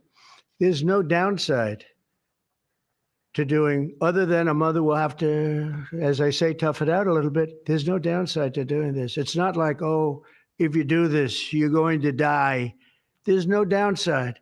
There's no downside to going over a 4-year or a 5-year period or a 3-year period, or even if you space them out for 6 months, you space it out. There's no downside. And that's why I will say the gentleman behind me, they have very strong views and they feel that we're right, but they'll have more research done over the next 2 months. I said, well, 2 months is a long time. A lot of people could be saved, and there's no downside to doing it. I think he said downside like 8 times in the span of a minute. How many times did he say downside? But here's the thing. There's no downside. 1. To doing, other than a mother will have to, as I say, tough it out a little bit. There's no downside to doing this. 2. It's not like, oh, if you do this, you're going to die. There's no downside. 3. There's no downside to 4. Going over a 4-year or a 5-year period or a 3-year period, or even if you space them out for 6 months, you space it out. There's no downside. 5. And that's why I will say the gentleman behind me, they have very strong views and they feel that we're right, but they'll have more research done over the next 2 months. I said, well, 2 months is a long time. A lot of people could be saved, and there's no downside to 6. Doing it. Everything I said, there's no downside to 7. doing it. It can only be good. And I think you're going to see very good results. That's establishment stuff. And we've been reading that about a lot of things for years. And you know what's happened? We've gone from 1 in 20,000 to 1 in 10,000 to 1 in 32 to 1 in 10. Think of it. 1 in 10 or 12 or 1 in 31. Think of it. 1 in 31 people, young kids, get autism. What is it, Jeff?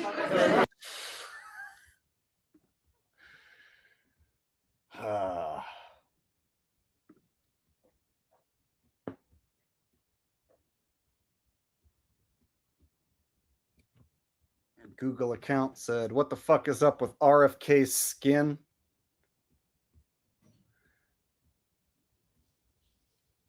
If they're using body double Trumps and AI CGI Trumps, you got to figure they might be doing the same thing with RFK.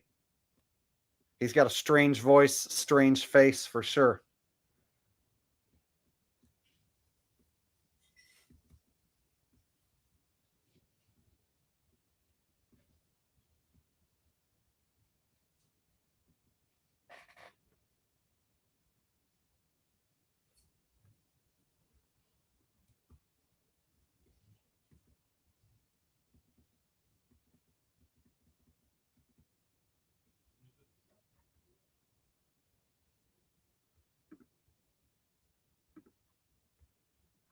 Dan says RFK took too much Tylenol. Samuel Johnson said, "What a shit show." Frights said, "I can't believe people eat this crap up." You know, a lot of the sentences that he said didn't make any sense, didn't correlate with one another. So there's a ton of shit that he said in this hour-long speech that was just nonsensical bullshit. And then he repeated a bunch of stupid shit like the 1 in 10,000, 1 in 20,000, 1 in 10, 1 in 12, 1 in 31. It's like he repeated that several times. He said the word downside like 8 times in a minute.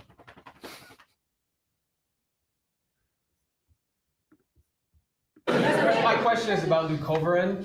You mentioned that as part of your plan. That is also a chemotherapy treatment. Have you been in touch with the drug companies to increase production about that? And just, I'm going to throw in my follow-up at the same time. Dr. Oz mentioned that this will be available with CHIP, children who are on CHIP. But the big beautiful bill reduced funding for CHIP and Medicaid by $1 trillion over the next 10 years. Are you concerned that that will impact your ability to get this drug out? I'll explain it to you in a second, but please go ahead. Thank you. Thank you. Leucovorin is not a chemotherapy, but it is a vitamin given with chemotherapy sometimes. And the idea here is that the folic acid receptor in the brain is blocked by. But most of the kids are on Medicaid, probably 43% on Medicaid, another 8-10% on CHIP. And all the programs in general are being evaluated. Most of what the one big beautiful bill was seeking to do was to remove fraud, waste, and abuse. But the programs themselves should stay financially intact for the people for whom they were designed, and in this case, for children. So again, anyone who came late, Dr. Oz, during the pandemic, was pushing that the COVID was real and was deadly and that it was hiding out indoors. And he even did one of his shows where he did this like bullshit experiment where it showed that you're more likely to get sick if you eat inside of a restaurant than if you eat outside. So Dr. Oz was pushing bullshit about you might get sick if you eat indoors. So why would Trump have this guy as his right-hand man doctor? Why is Dr. Oz standing next to Trump, right? It's because they're all on the same team, all a bunch of world stage fucking puppets pushing the same bullshit. Yeah, none of these guys told you that the boogeyman disease ain't real. None of these guys asked people to cough in their face to prove that there's nothing to be afraid of. I know a guy who let people cough in his face to prove that there was nothing to be afraid of. Yeah, you're looking at him. I let people cough in my face back then just to prove there was nothing to be afraid of. And that footage would get removed and struck down off this platform. Meanwhile, Dr. Oz was on mainstream television telling you that if you go inside of a restaurant and eat, you're more likely to catch the boogeyman disease and die. And there he is, Trump's right-hand doctor man, right?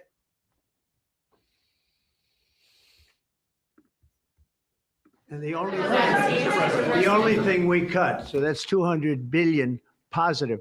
The only thing we cut was for fraud, waste, and abuse, of which there was a lot in this country, and nobody minds that. Yeah, please. Mr. President, you said that there was no reason to give newborn babies hepatitis B vaccines.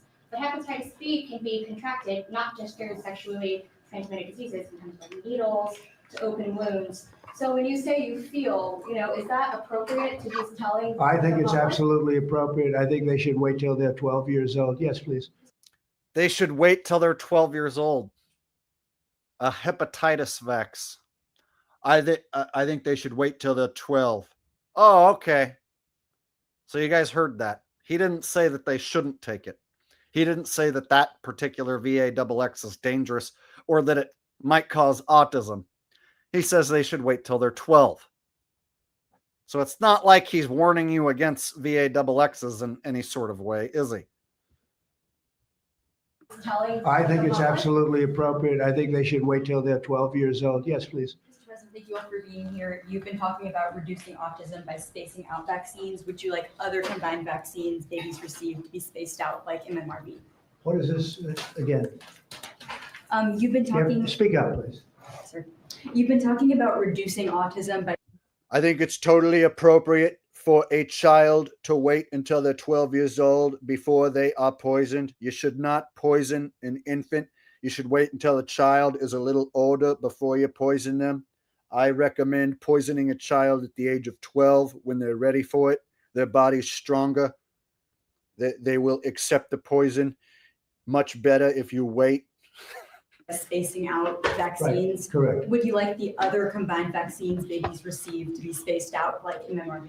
I would say yes, but that just is, for me, it's a lot of common sense involved in this. It's a process, but we're looking, but it should at least be given separately. Now, it's possible that you can reduce them and give it, I'd give them in small doses, but it's possible maybe in that particular case, the MMR wouldn't work in small doses, but you can certainly give them as separate shots. It's been proven to be very safe when you give them in separate shots instead of mixing. So I don't think there's any reason to do that. Do you agree? It's been proven these chemical concoctions are very safe as long as they're separated.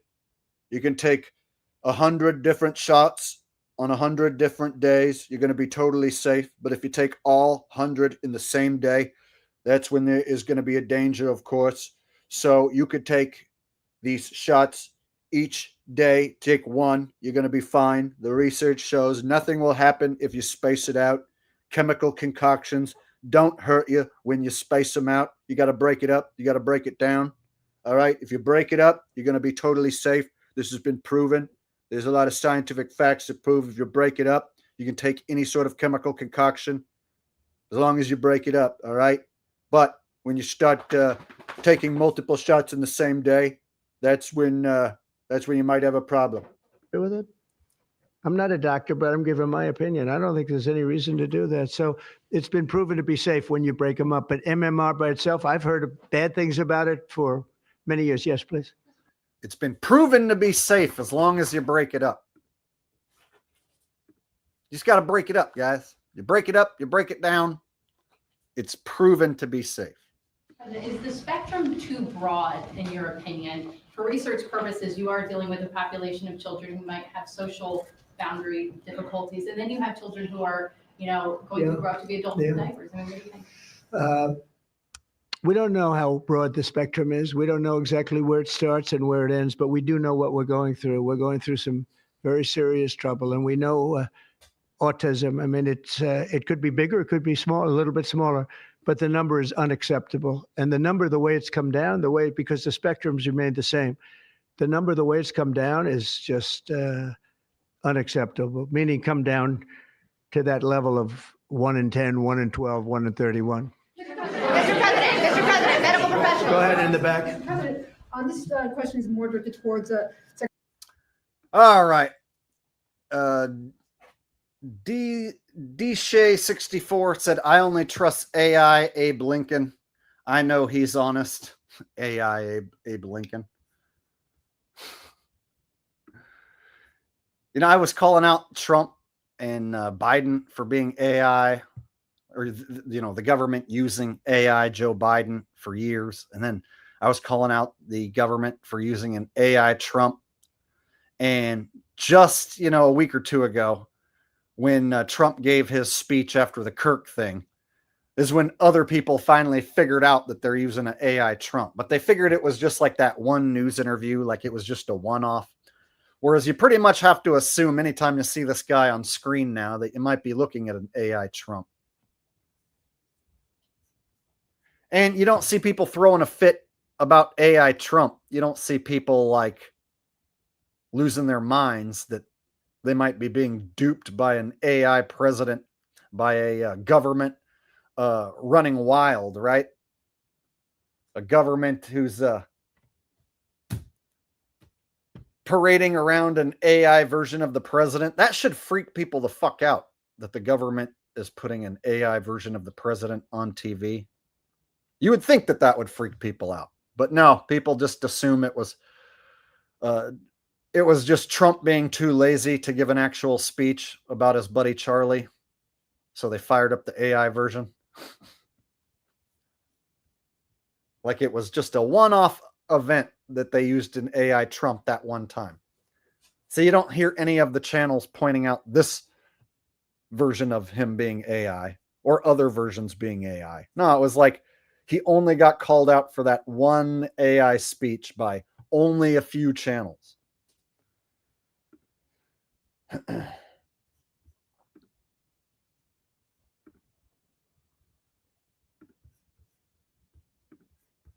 Secretary Kennedy, it was talked about that we're just kind of finding out about the fact that babies are affected this way.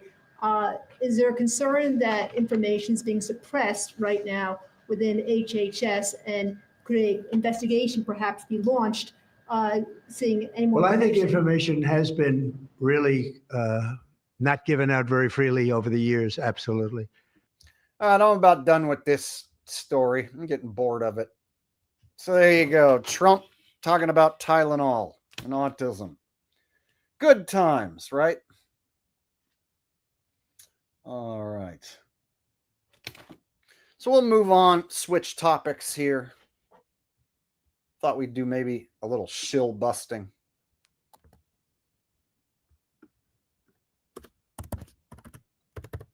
So I know some people have asked me what I think about Sam Hyde, and I checked him out a few times. He seemed like a shill, and then he proved he was a shill by having David Weiss on his channel, and they got a pretty big view count. So anytime you see shills hanging out together, it proves my point that shills of a feather flock together. So here you got this surfing rate. Sam Hyde interviewing David Weiss. And whenever David Weiss gets interviewed, he just about always will bring up his app, his Flat Earth app, which is a tracking app.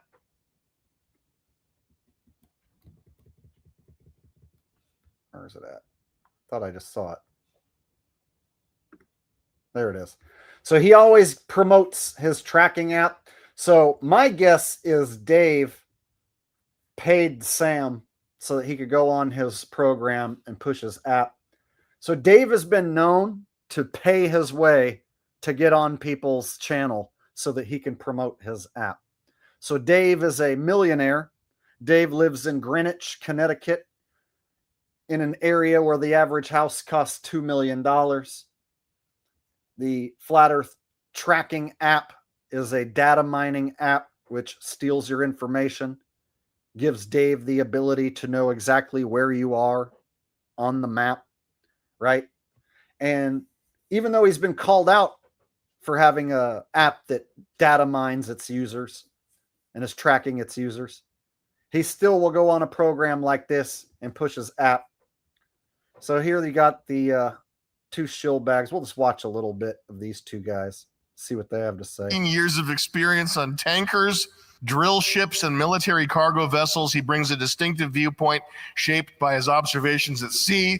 I give you, ladies and gentlemen, Flat Earth Dave. Flat Earth Dave, thank you for being here. Thank you. I have no idea where half of that came from, so. Are you? That's not true? That's not me. Oh, you weren't on a boat? I wasn't on a military boat or anything. I did windsurf across the Atlantic Ocean. We got somebody who's a shill apologist. Dave Weiss is doing a good job. Fuck off. Oh, okay. You're gonna tell me to fuck off for calling out a proven shill? You're banned. Yeah. An account who calls himself Flat Earther, who comes here and sticks up for David Weiss. Fucking proven shill bag who financed Jaron, right? Went on ODD's stream to push his app. Went on Alex Jones' program to push his app. Went on Roseanne's podcast to push his app. Went on Jim Brewer's podcast to push his app. And there's a guy here telling me that he's doing a good job. Anyone who's still in the fucking controlled rollout flat earth cult, kissing the ass of guys like David Weiss, yeah, you got duped, you fucking morons. I called these people out years ago for being controlled agents in the controlled flat earth rollout. And they're still doing the same shit they were years ago. And you still got people falling for it. Dave's doing a good job pushing his tracking app. Don't talk shit about Dave pushing his data mining tracking app on fucking shill shows.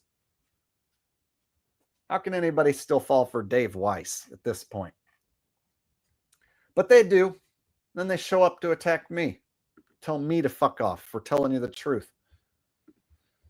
You windsurfed across the Atlantic Ocean? Newfoundland, Canada to Weymouth, England in 98. It was called the Transatlantic Windsurfing Race. And it was a relay race, 4 sailors from 4 countries. And it was a heck of a trip. We had 30-foot waves for 8 of the days. Very cool. Yeah. What's your, how old are you? I don't identify with chronological age, so I'm offended at that question. Where are you from? I'm from Greenwich, Connecticut. Oh, nice. I'm from Wilton. Greenwich, Connecticut is where wealthy millionaires live. So he's a flat earther who cares about the truth, but he's from Greenwich, Connecticut, and he's a millionaire. And he just so happens to have this tracking app which data mines its users. Oh, and he offers 3 Bitcoin to anyone who can disprove the flat earth. But he promotes a debunked version of the flat earth with a circling sun and a circling moon. So his app features a circling sun over the AE map, which is provably wrong. On the equinox, the sun rises from 90 degrees east and sets 270 west, which debunks his app. And then after the equinox, during the winter months, south of the equator, you're going to have the sun rising from the southeast and setting to the southwest, which is the opposite direction of the circling sun on his app. Yet Dave keeps on pushing the same debunked app. He wants as many people to download his tracking app as possible. So he pays guys like Sam so he can go on his show and push his app to his audience. So this is what Dave does. He goes around to other channels and he pushes his app to their audience. If we go to Dave's channel, he's not getting any views. He doesn't get any traction. In fact, the last several videos Dave put out tanked. He only got like 2,000-3,000 views. So Dave doesn't get views on his channel. He has to go to other more popular shill channels to push his app. And they willingly let him come on and push his app because they're fucking shills of a feather flocking together. I'm 62. You're from Greenwich? Yeah, why not? Do you live in Greenwich? I do. I was born and Are raised you rich? there. No, I live on the poor side, Riverside. How much money do you have? None right now. You have no money? No. See, what a fucking lie. He lives on the poor side. There isn't a poor side to Greenwich, Connecticut. Look up Greenwich, Connecticut in a side tab. There's nothing but fucking nice houses there that are all worth like $1 million or more. And look at the smile on his face. Look at this duper's delight. I live in the poor side of Greenwich. I don't have any money. Literally, duper's delight. No, I live on the poor side, Riverside. How much money do you have? None right now. You have no money? No, none. Oh, fuck. Bye, Dave. What's your background? My background is I went to school of marketing and psychology. I went into corporate America. I worked in the printing industry for 20 years. I went into the solar power business. Solar power business? Yeah. How old were you when you did that? Oh, that's a great question. Were you an original solar scammer?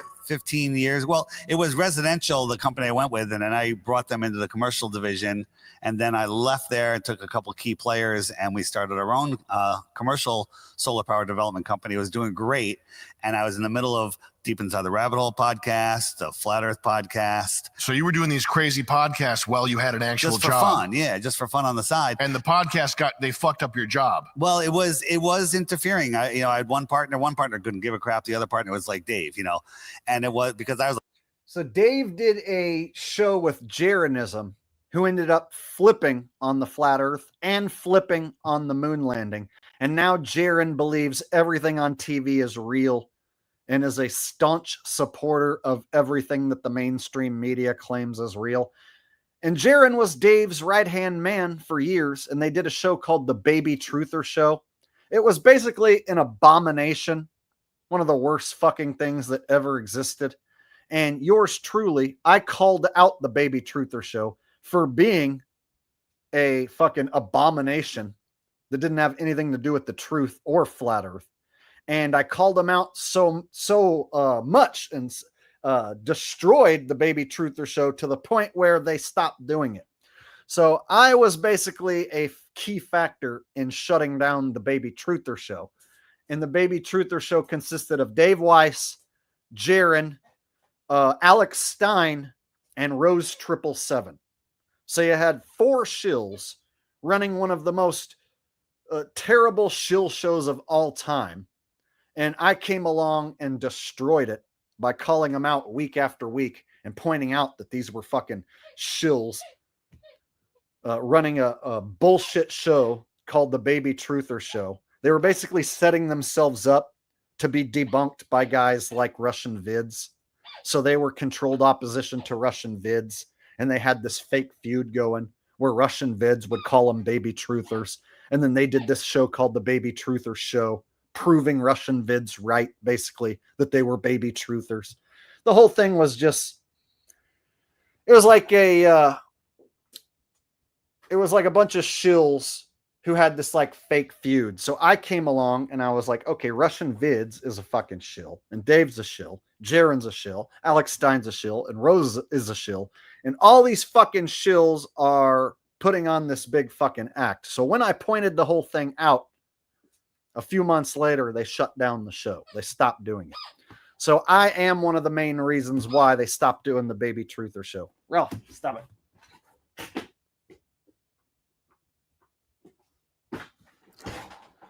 So Alex Stein used to be a co-host, a cohort on The Baby Truther Show with David Weiss and with Dave Weiss, Jaron, and Rose 777.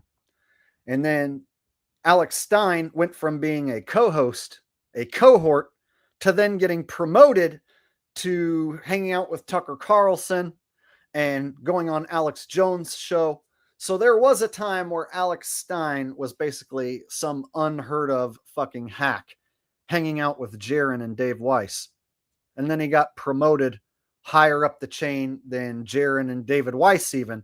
And now Alex Stein, after he got promoted by Tucker Carlson on national television, now he has more subs than David Weiss and Jaron combined. And he's more famous than the two of them combined.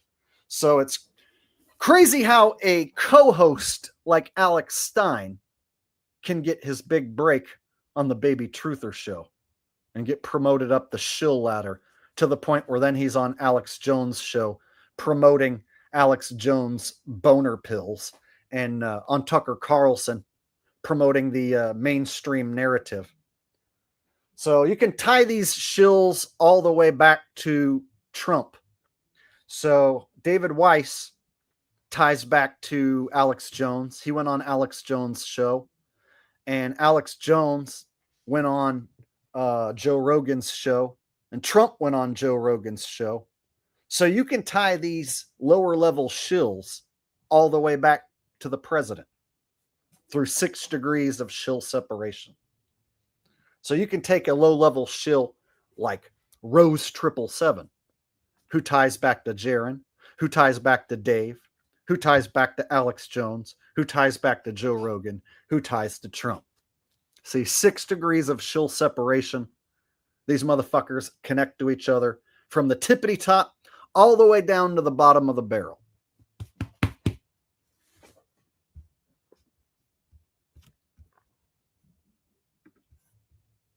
Like going after lawyers, and then we have clients using those lawyers and all sorts of stuff. But what? It's crazy. It's long. We don't want to get into all that. The bottom line is, I came to the point where I realized I have to make a choice. I can take everything I've worked my entire life for to make lots of money, which I was doing. How much money were you making? I was making mid 6 figures, but I walked away from it all because, you know, people if we get into it and we start taking away all of the reasons people think the earth is flat, and we can take them all away if we have the time, they say, well, what difference does it make? I still have to go to work on Monday. On my app, the Flat Earth, Sun, Moon, and Zodiac Clock app, shameless plug. There it is. So that's what the whole thing is about for Dave. His shameless plug for his app. That's why Dave is on this program right now. It's to push the tracking app. List people on my app, the Flat Earth, Sun, Moon, and Zodiac Clock app.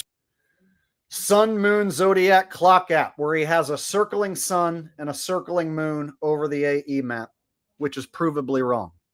The equinox prove it wrong. The winter solstice proves it wrong.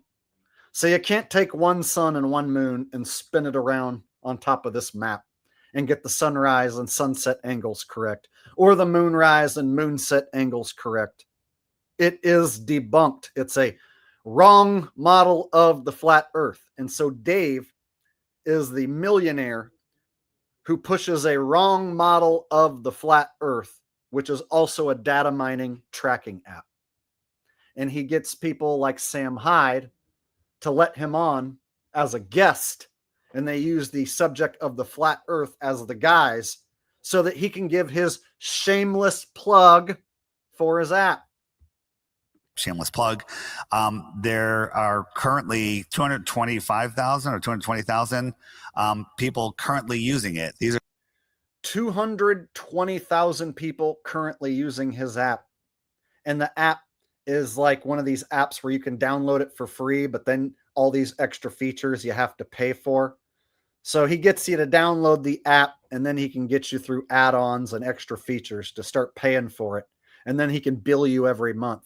So there's people out there who, like, they download the app and then they start paying, $2, $5 a month, and then they forget about it. And then years go by. He's making money on all of these users. He's able to data mine all of these users. And then what does he do with the data, right? Anybody who looks into your data being stolen, they say that your data is worth money. Even if you're a nobody, right? And you think that the government doesn't care about you, well, your data is still worth money to scammers and people out there who want to sell you shit. So if people's data is worth money, and his app is a provable data mining app, he's definitely making bank on that app. If he's got that many users and people are paying to use it, and he's stealing data, selling data to God knows who for God knows how much, he's making bank on that app. So Dave has been a key part of the controlled flat earth rollout, and he still is like the main guy at the tippity top of the controlled flat earth rollout, which is why he gets to go on these shows with these guys who have way more subs than him and get way more views. This Sam Hyde guy with 481,000 subscribers. And this video, 432,000 views, 10,000 comments.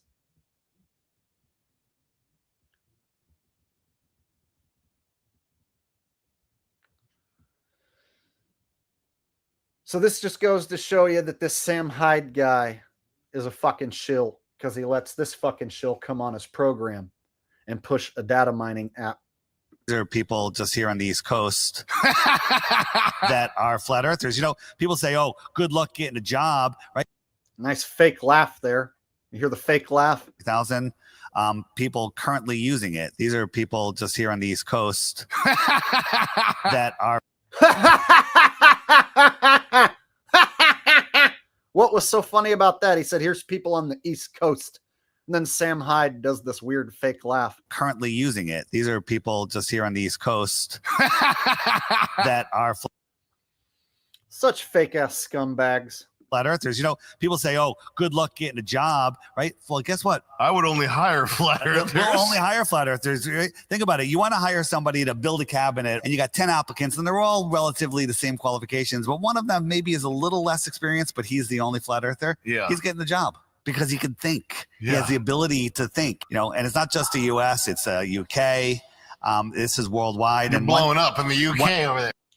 What was that? It's like they put these fucking squares on, like they blurred out his bald spot.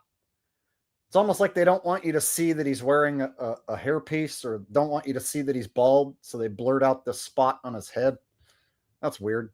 It's the US, it's UK.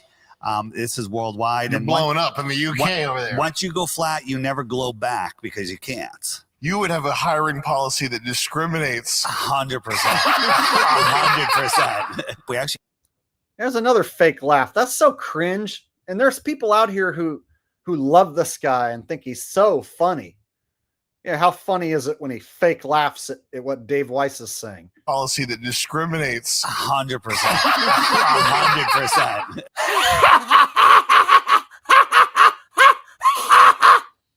We actually have a dating section or a matchmaker. And so I have it set for I'm a male looking for a female. Yeah. This age group within 200 miles. Holy shit. Yeah, you can message them. You can do all sorts of stuff. Oh, yo. So again, this is just bringing like-minded people together, educating them, and freeing them from the globe matrix. We're going to talk about the news here. 2027 NASA plans on returning to the moon. Who's the director going to be? Since 1970, they kept saying they're going back, they're going back, they're going back. And they just keep kicking the can down the road. There was a fire, there was a budget cut. Oh, we're going to Mars, we're going to the moon. Dave, can you cut them some slack, man? Yeah. They're finally going back, 2027. You know, I was driving up here today. I was on a TikTok live, and we had a globe head on there. And he's like, what do you guys? Yeah, I was on TikTok, and then there was a globe head.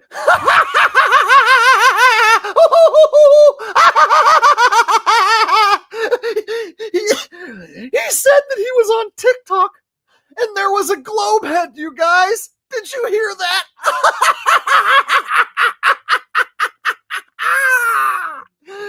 Dave was on TikTok and there was a globe head.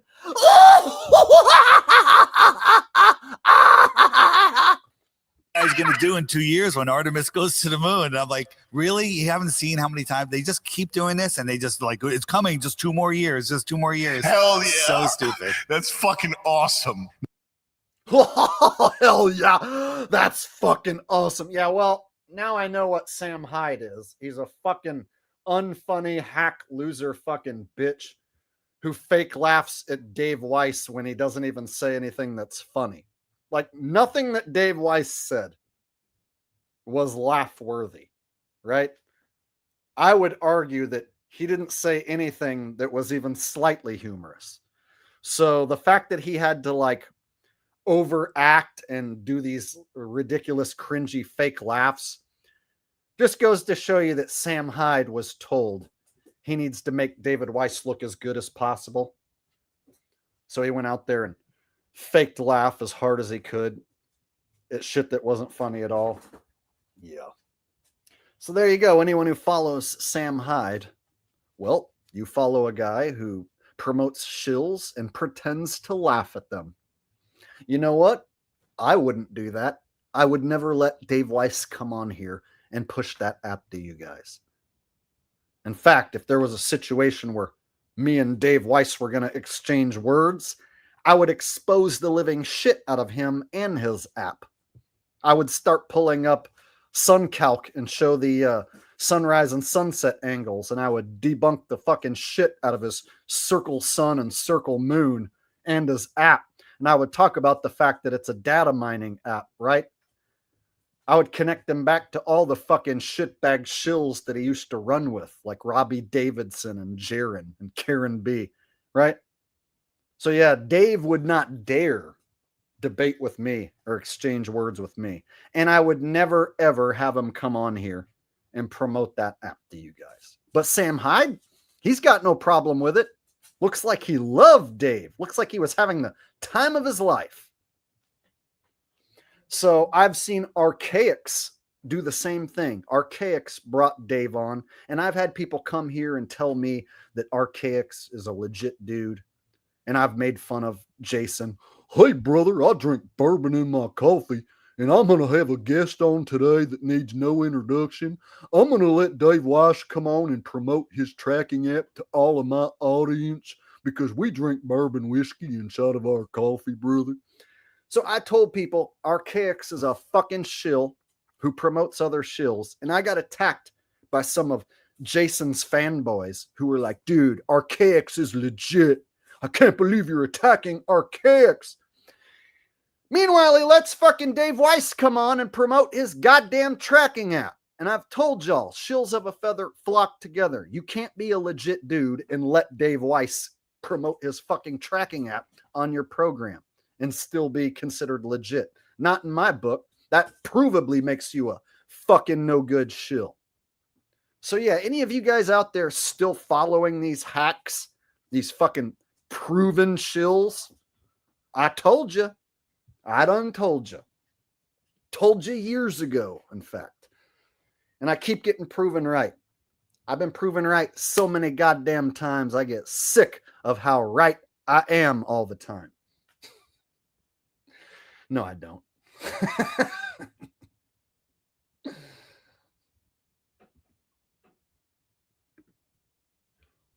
Jason likes to drink bourbon whiskey inside of his coffee. He likes to get his alcohol and his caffeine buzz going on at the same time, brother. And that's because when he goes to Las Vegas, he knows that this is a simulation, and Las Vegas is running on an algorithm, and him and his team have figured out how to crack the algorithm, and that's how they're gonna make $1 million in Vegas. Replacement Skylight says, have you seen God? I forget how to pronounce that guy's name. God give Lamasti. I know that's not how it's pronounced. God give Lamasti. Videos. He's pitching crater Earth theory, living in a crater on a much larger Earth. Yes, probably 2 years ago, maybe 3 years ago, I broke down how that guy's videos are extremely well produced and well edited, but he doesn't give you any accurate information. So he doesn't use correct sunrise and sunset angles. He doesn't talk about, how the equinox is going to work or how the winter solstice is going to work on any of this shit that he shows. And so I would argue that the guy is a shill who's got really good, well-edited content that is entertaining, and it's designed to keep you watching and keep your attention. But if you can't prove any of what he's saying, so there's no proof behind this crater Earth theory that he's pushing, and any of the models that he's shown, he's never proven any of it. He's never shown that, like, oh, here's how the sunrise and sunsets are going to work, and here's how the moon works on this map. So I've shown that the sunrise and sunset angles don't match any of the models that were given through the controlled flat Earth rollout. So in the same stream where I broke down that guy's videos, I also showed that the Vibe of Cosmo guy does a similar thing. The Vibe of Cosmo guy with the moon map, we don't know his name. He doesn't show his face. He doesn't use his voice. So I'm always extremely skeptical of these people that we don't know their name. They don't show their face. They don't talk to you like this. So if that God-give Lamasti guy was to do live streams like me and answer questions and talk to people like this, then maybe he would be a little more trustworthy. Then maybe somebody like me or you guys could ask him some questions about his model. But whenever you see somebody presenting a flat Earth model and you're not allowed to ask questions, it's always very, very skeptical to me. And I always lean towards them being controlled opposition if that's the case.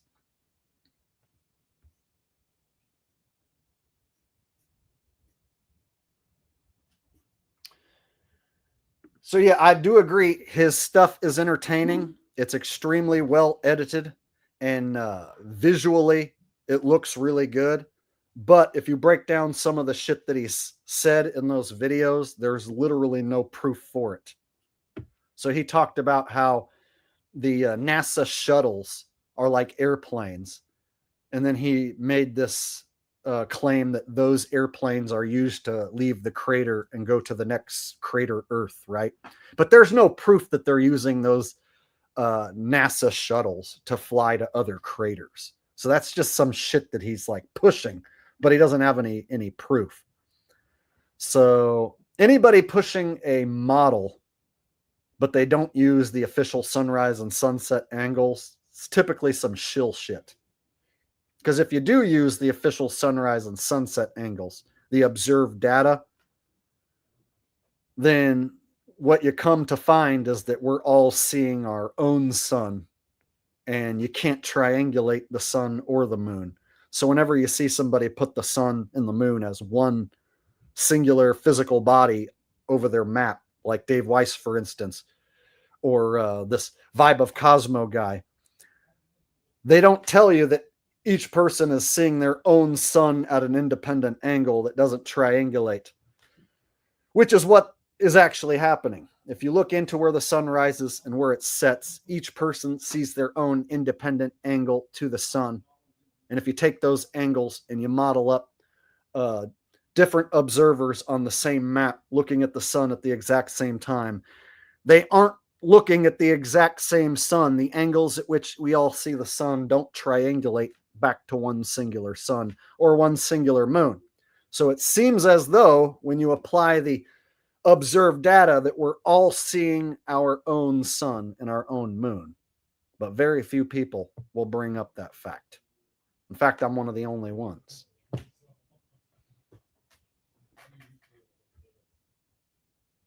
Thank you very much, Replacement Skylights. Yeah, it was probably 3 years ago that I talked about that guy in Vibe of Cosmo and several other fake models all in the same stream.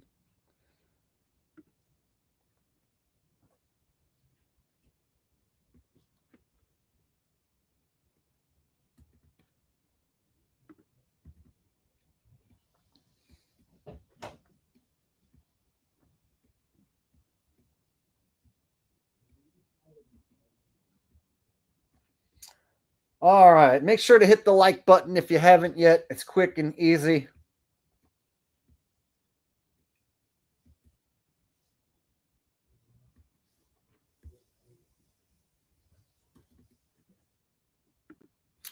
Yeah, another thing that God Gav Lamsty guy said is that the man with the mustache is Walt Disney.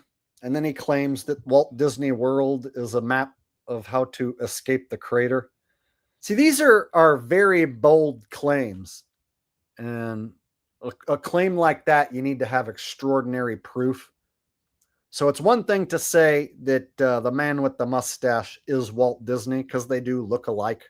But to say that the map of Disney World is the map of our crater Earth, and that you can use that map to escape the crater Earth, that's where I got to call bullshit. And I got to say, okay, now you got to show us the proof. And that's one thing he doesn't do.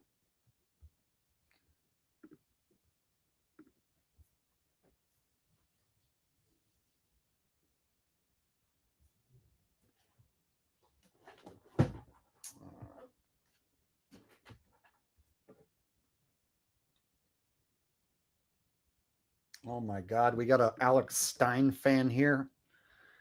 This guy says he likes Alex Stein out of all those conservative jerks and thinks he's authentic and just kind of doing a sarcastic grift. Okay, well, that means I'm going to have to pull up Alex Stein.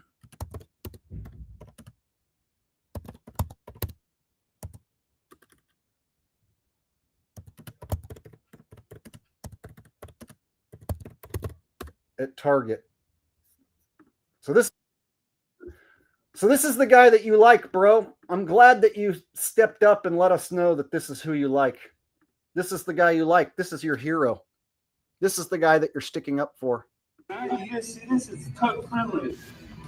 Yeah, he's totally genuine and authentic. He hung out with Jaron Campanella and David Weiss on the Baby Truther show. And then he got promoted to doing Tucker Carlson and Alex Jones. Yeah, that's totally genuine. Here he is in a woman's bathing suit in public, you know, where women and children hang out, where families go. But he's got no problem wearing a woman's bathing suit in public. Yeah, man. This is just his genuine grift, right?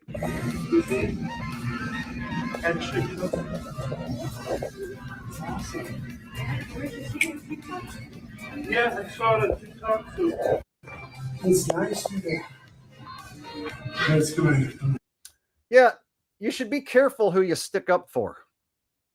If you come here and you tell me that you like a guy who hung out with one of my mortal enemies, Jaron Campanella, and with a known shill like David Weiss, went on Controlled Opposition, Alex Jones' show. There he is wearing a woman's bathing suit in public. If that's your sort of thing, you are on the wrong channel. You should probably go over there and hang out with him on his channel. You should not be here in my live streams if that's the way you feel. So anybody who agrees with this guy that Alex Stein is authentic, what you should do is go watch him and stop watching me. I don't want any Alex Stein fans here. You're not allowed to be a fan of me and Alex Stein at the same time. I won't allow it. So I'm going to go ahead and tell you, if that's what you like, to get lost. I don't want you here. Straight up, I don't pull punches. I ain't fucking around.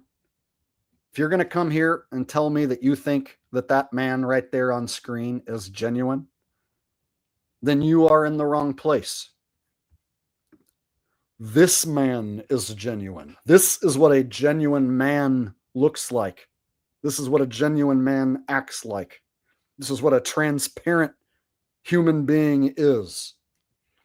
This is a fucking flamer shill who would bend over in a second to get higher up the fucking shill chain. In fact, I think that's probably what he's done.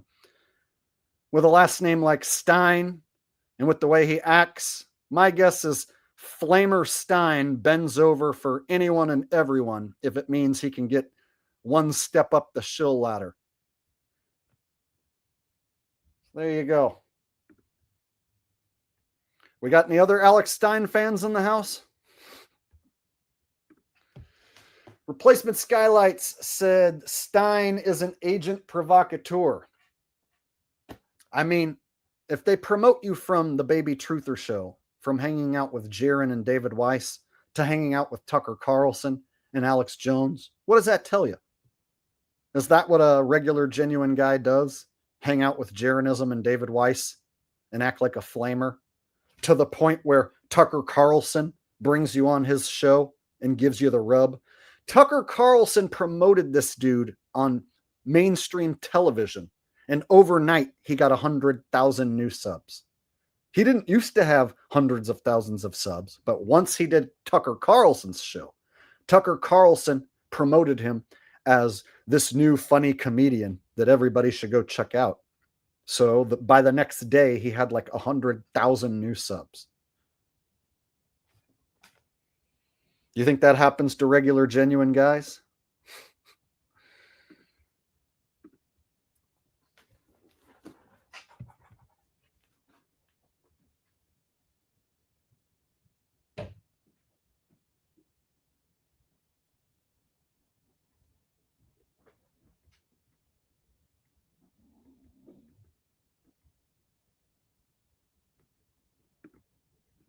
Any one part of the left or part of the right who pushes the left versus right paradigm is a fucking shill.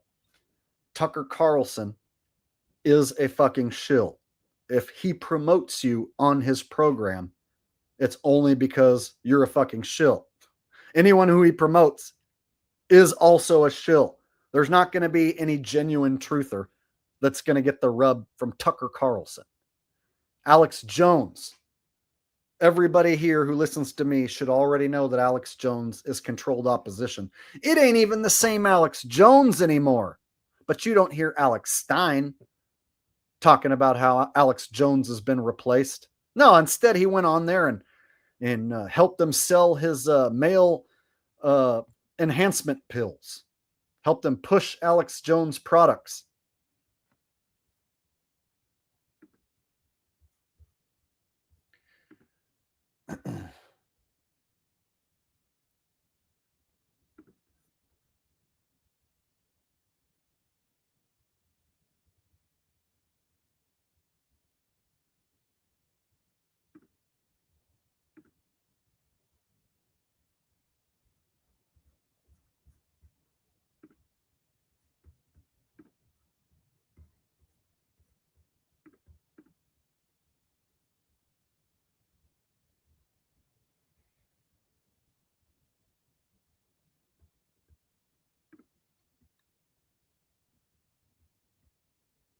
All right.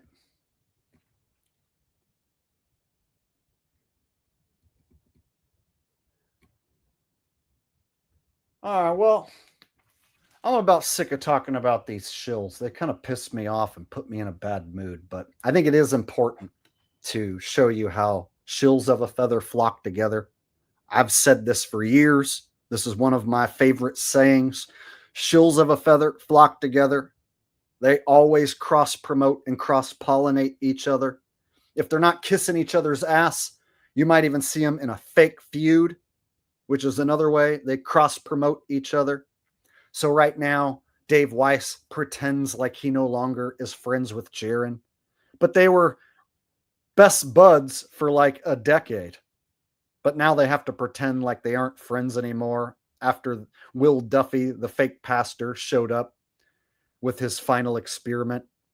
So the final experiment run by Pastor Duffy, right? Shill Duffy. That pretty much showed you who all the flat earth controlled opposition shills were, and that they all work together. They're all tied together.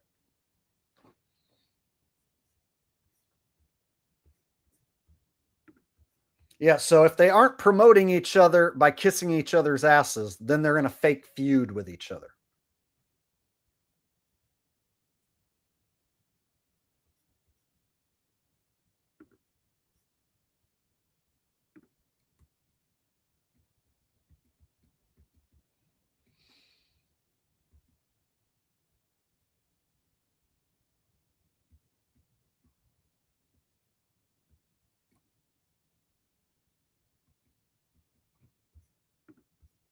Charismatic Fiend said, ain't nobody getting fame without doing the steps. So Alex Stein did something to get promoted way faster than the others.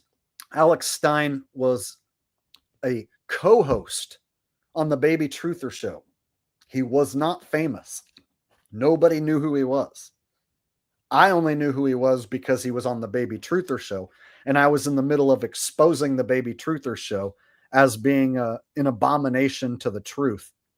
And then somehow he got promoted really quickly from the Baby Truther show to Tucker Carlson. And how he did that was by doing stuff like putting on a woman's bathing suit in public and also showing up to town hall meetings and acting like a flamer.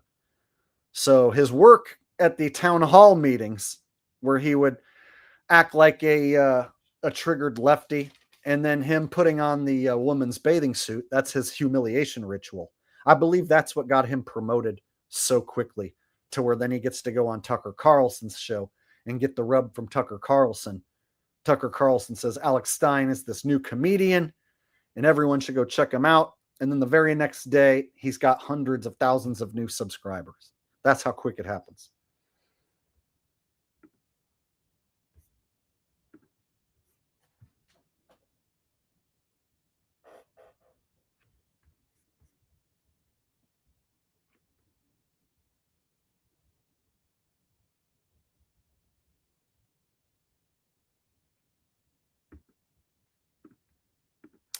I don't just make anyone a mod for any reason. And if somebody comes in asking, then it makes me hesitant. So I make people a mod if they show up over and over and over and over. And if they send super chats over and over and over and over, then it makes me think that they're actual supporters of the channel. So typically the people who I've made mods have been showing up here for years to almost every single stream, and they've donated many times.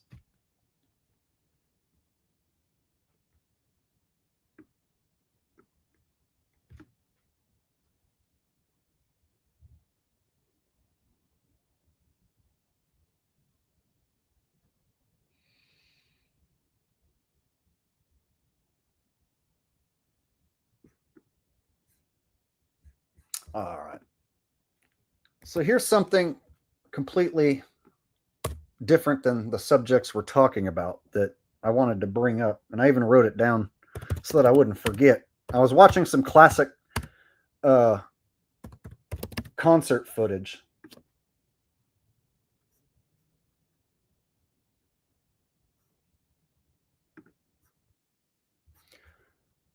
So check it out.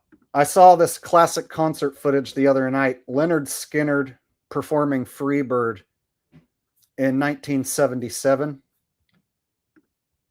And I want to point out, I don't want to get a copyright claim, but I want to point out all of the women in the crowd have nice bodies and nice complexions. Look at this. Go to these chicks in the front row.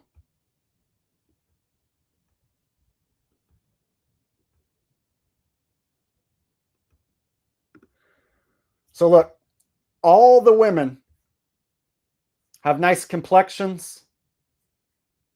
None of them are fat. Same thing with the men. You can't find a single fat guy in the crowd. In fact, some of these women are really good looking. And this is 1977. Another thing, nobody's covered in tattoos. Nobody's got an ugly fucking nose ring or a lip ring, right? So in 1977, women had nice complexions, nice bodies, beautiful skin. Same thing with the men. I don't see any fat dudes in the crowd. Look, all these young men. You don't see anybody covered in sleeves of tattoos. You don't see big, giant, fat people. And the guys on stage, they're all slender. The rock stars don't look like they're strung out on drugs and shit. There was plenty of drugs and alcohol back then. But look, the performers don't look like they're all strung out. They're not covered in demonic tattoos. Nobody in the crowd has sleeves on their arms of tattoos. All of the women in the crowd that I see look pretty good. Look at these chicks. None of them are ugly. They're not all like perfect 10s, but these are all good looking women who have nice bodies, pretty much, right? You don't see any purple haired, nose ring, sleeves of tattoo, fucking fat chunky chicks. Their complexions are nice. Their skin looks good. So I would argue that back then they had alcohol, they had drugs, they had fast food, right? But what you don't see is what you don't see a bunch of people who are all fat and out of shape with piercings and tattoos and shit. But they had all that stuff back then. All of it existed. So in 1977, fat people were rare. People covered in ugly tattoos were rare. They had McDonald's back then. They had beer. They had drugs. But look at them. Everybody looks pretty damn good. Whole stadium full of people. You can't find a person in bad shape. In fact, A lot of these women look really good.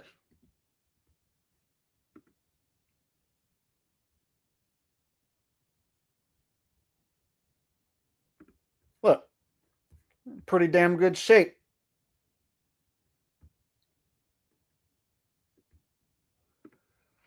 So I was tripping out the other night because I was thinking, in 1977, they had beer. They had, hard liquor. They had McDonald's. All that stuff existed. So this just goes to show you the ingredients of the fast food, the ingredients of the alcohol were a lot better back then. So you could probably drink beer that was actually brewed with barley and hops back then. You could eat at McDonald's and it was actually made of beef, right? The burger. People don't have, acne. People don't have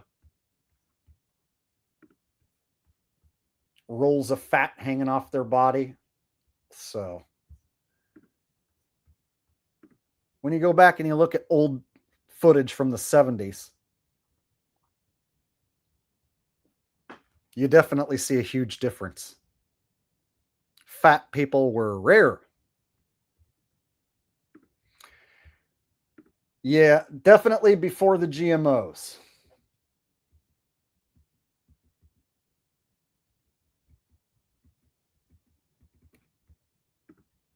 Shills of Our Life says GMO 1997 when it started.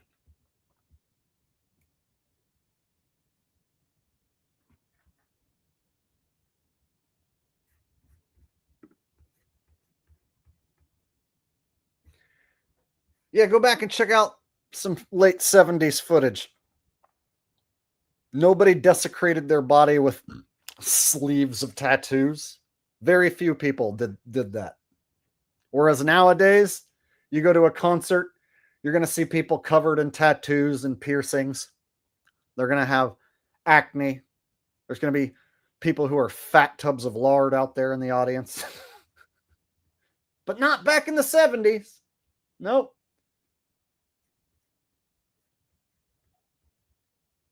This dude right here has this little tat, but that's like the only one that I can see.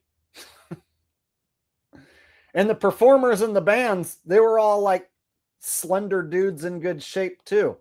So I noticed almost all the men in the bands were slender, in decent shape. They didn't look like they were all strung out and fucked up. Yeah, that's a shame. And that was before I was born. Makes me wish I was born back then.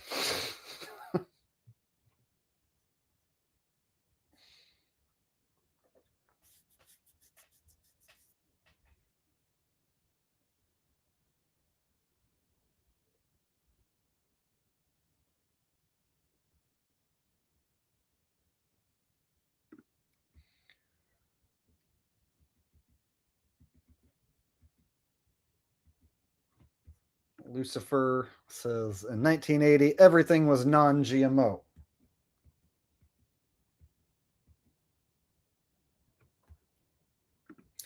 Pot Fried 420 said, I saw Primus twice last month.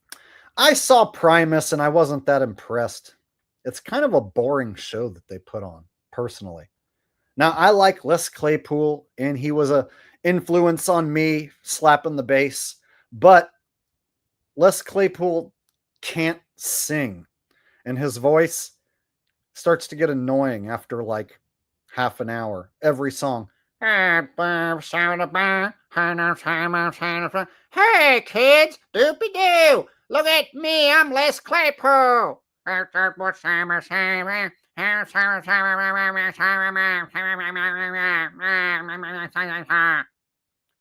after a while, the bass lines start to sound shitty too. So there's something about Primus music that after like 30 minutes, 45 minutes, I get sick of it.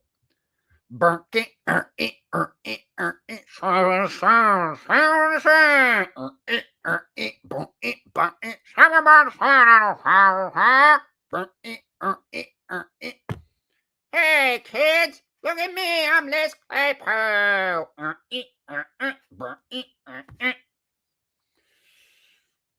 I was not impressed. I don't have any desire to go back and watch them again. It's one of those bands that I saw them, but I don't want to go see them anymore.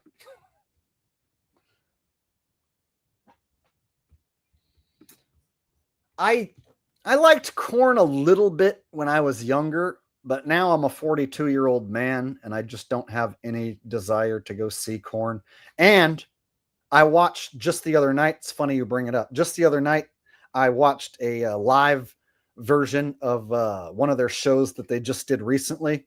Because I know that they don't have the same members in the band, like Fieldy's not in the band, and they have a different drummer now. They might even have a few other replacement members. So I was interested to see how good Korn is nowadays. So I watched a recent performance from like last month, and they sucked, man. Jonathan Davis's voice is not very good. And yeah, I don't know if I want to go watch a band that's mostly all replacement members with a singer who can't really sing that good. Da boom na, na pita pita, da boom na, da na hita hita, da boom na, da da hata hita, oh na, da huta hita.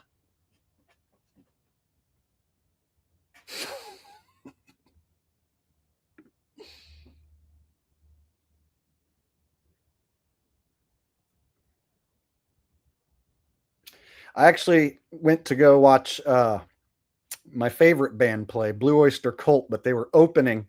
Well, they were the middle band. So it was Bachman Turner Overdrive, Foghat, and Blue Oyster Cult. And they were all playing together at Thunder Valley Casino. So I went to go watch, and I didn't give a fuck about Foghat. I was only there for BOC. But since they were the middle band, they only played like a 40-minute set. So it was kind of a fucking ripoff. So the last concert I went to go watch, like, BOC only got to play for like 40 minutes, and they didn't even play Godzilla. They cut several songs out of their set list that I like. And so they only played probably like six songs or so. So it felt like a fucking ripoff. And since I didn't care about Foghat or Bachman Turner Overdrive, I felt like I got ripped off.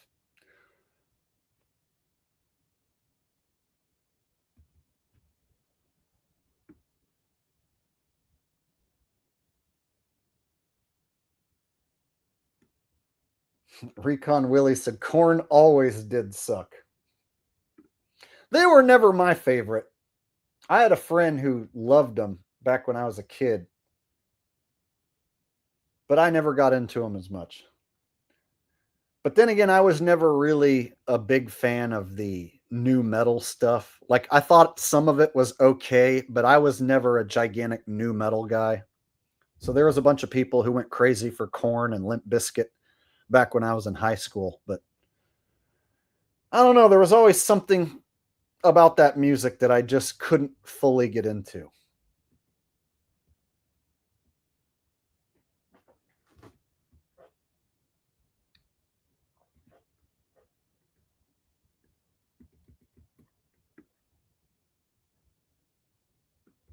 And I got a super chat from T.S.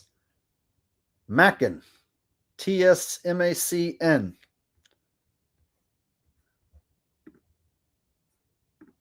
Thank you very much for the super chat. TS.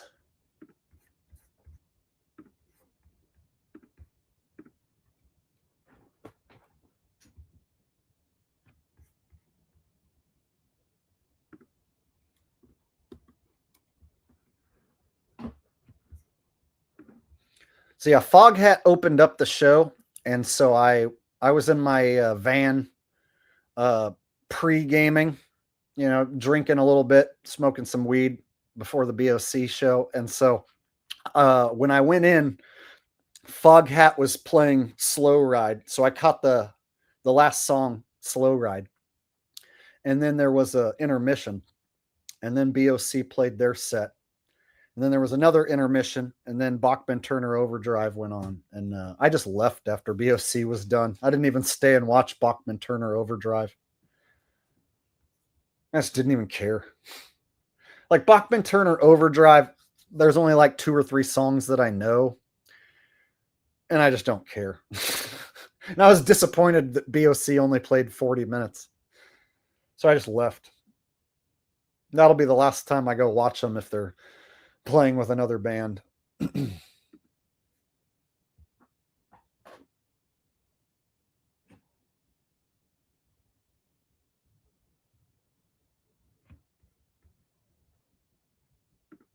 Sunflower said 88,000 subs. Congrats, Jake. Onwards to 100K. You know, I was wondering if I'd make it to 100K this year, because when I did my first NFL pick video and I put out the first week of the top 10 most scripted plays, I got like 3,000 subs in like a couple weeks, right? So I was like, dang, if it continues like this, where I'm getting 1,000 subs each week or more, then I could definitely hit 100,000 like this year. So it's possible that I hit 100K this year, but you never know. Sometimes the sub count slows down and like almost goes to a crawl, like a standstill. It's kind of weird how I'll put out a video and it'll like not move the subscriber count at all.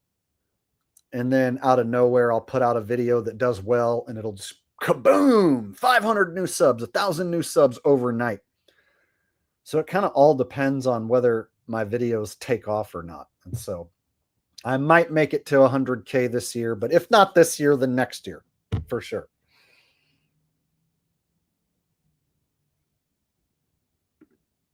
Thank you, Sunflower. I appreciate it.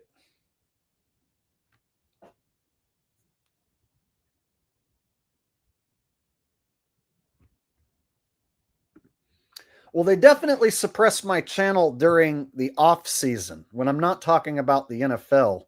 It doesn't matter what video I make or what I upload. I'll basically stay at like the same sub count.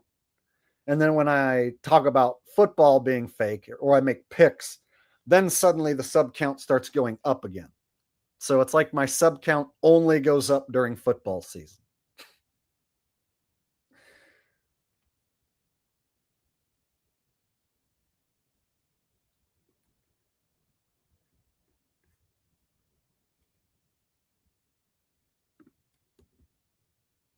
Andy said the guy in Sublime died.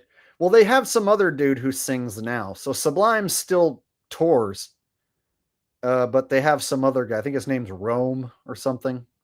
But yeah, they have another dude who sings the tunes now. I used to like Sublime when I was a teenager, but now I don't really give a shit about them.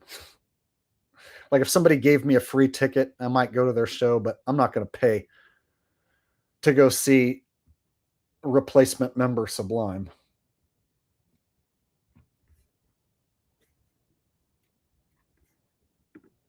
Nathan said, yeah, it's his son. Okay, well, that makes sense. Same thing with like other bands where it's like, you know, the lead singer dies and then they have his brother or somebody. Like Leonard Skinner still plays shows, but there's only like one guy in the band who's from the original Leonard Skinner. And then there's certain bands that have like all replacement members and there's no original members. That's weird to me to go watch a band that's basically like a cover band at that point. You know what I mean? But they're still using the official band's name.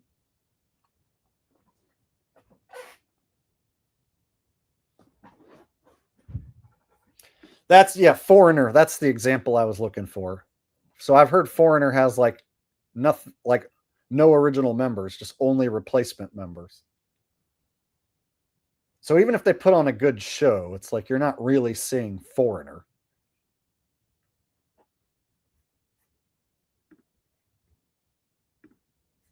Got a request for Ralph.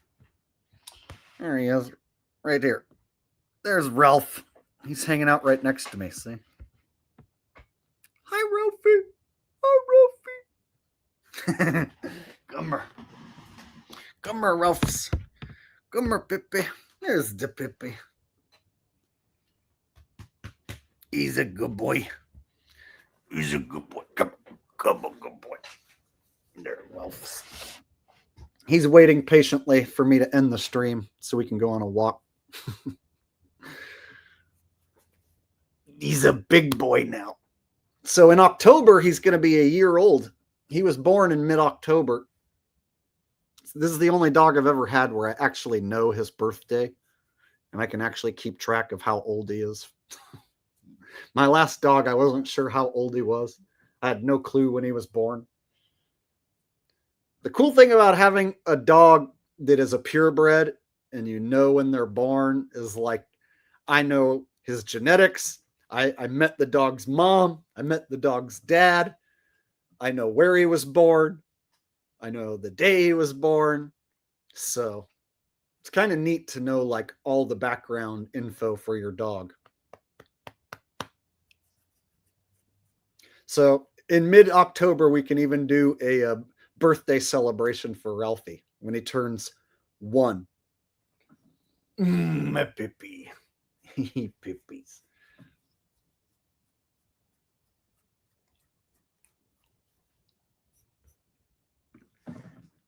Mike Leo said, Journey with the Asian singer.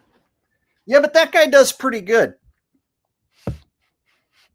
So the Asian singer guy in Journey, he does a pretty good job. I haven't ever seen Journey, but I watched some of the live videos online, and he seems like he does a good job. Does he howl? Sometimes, if I leave the room, he'll howl sometimes. Or sometimes, like if I leave him in my van and I need to run into the store, sometimes when I come back out, he'll be howling for me. But he only does that sometimes.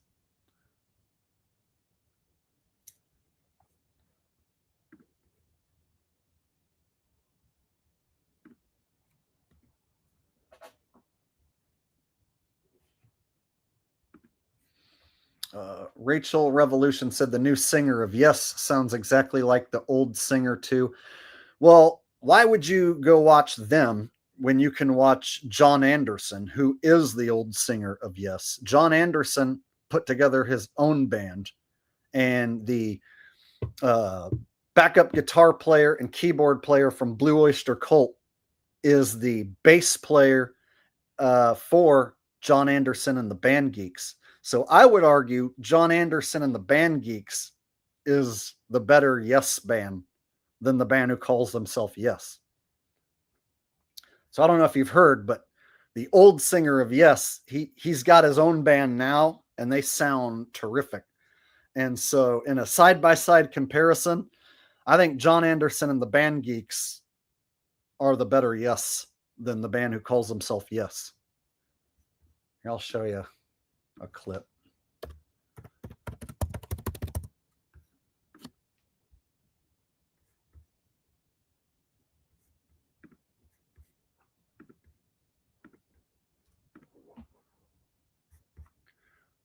All right.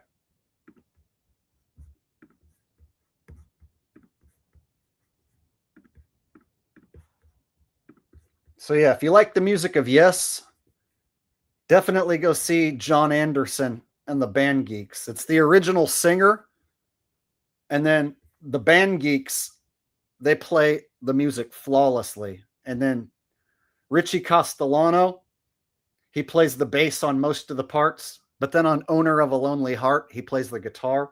This dude right here does an excellent job of recreating Chris Squire's sound. And then since it's the original singer, it sounds more like Yes than the other band who calls themselves Yes.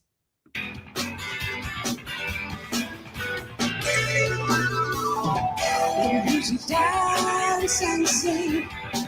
They make the children really ring. Spend the day your way.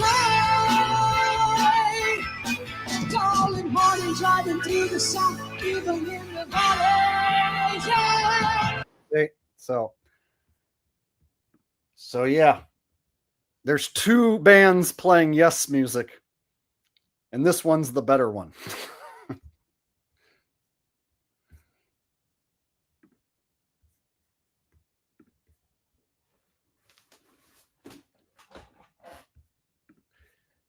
Yeah, I tried to keep it to a minimum. And since it was a live version, I'll probably get away with it. But if I do get it copyright claimed, there's an option for me to snip it out, and then I keep the rights to my own stream. The only problem is if I have to snip out a section that gets copyright claimed, then I lose the live chat. So the live chat just disappears if I have to cut out a copyrighted section. But I'd rather have the chat disappear and me have the ownership of the stream than to have copyrighted music in there. So anyway.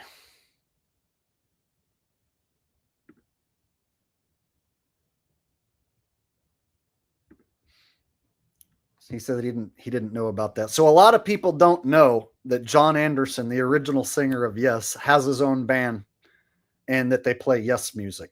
But now you do know. And they sound excellent. So it's only the one original member, but since it's the singer, he fucking sings almost as good as he used to.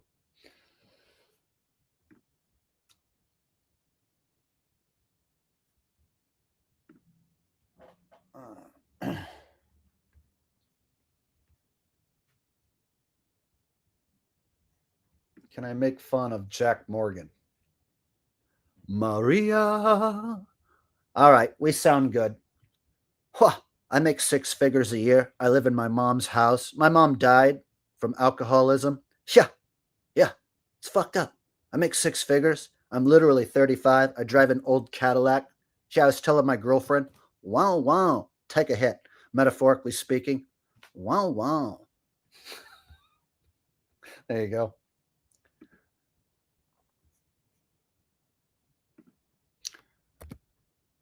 So I'm noticing on YouTube, there's some huge channels who are getting small view counts now. So YouTube changed its algorithm and it's messed up a lot of channels' viewership.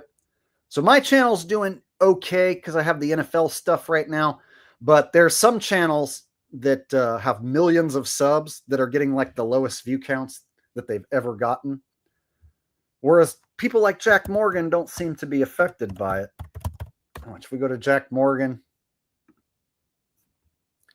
he somehow will get almost 100,000 views on like every video.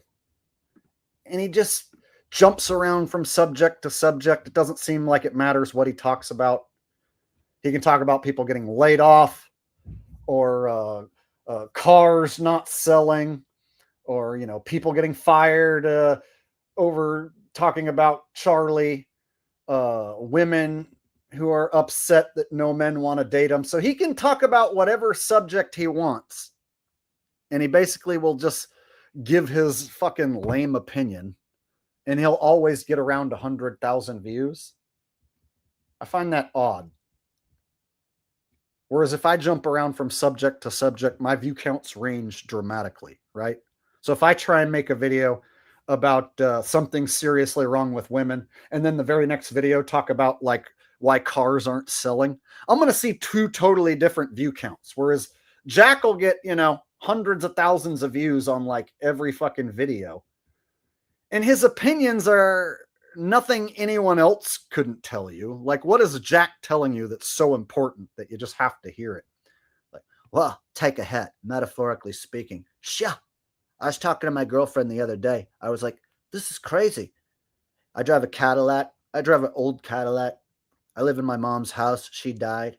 I make 6 figures. I make good money. I used to make 60 grand a year. I thought I was hood rich, Ricky. So he'll say that in like every video. Constantly get hundreds of thousands of views. Now watch, we'll go to a guy who has 13 million subs who's now getting less than Jack.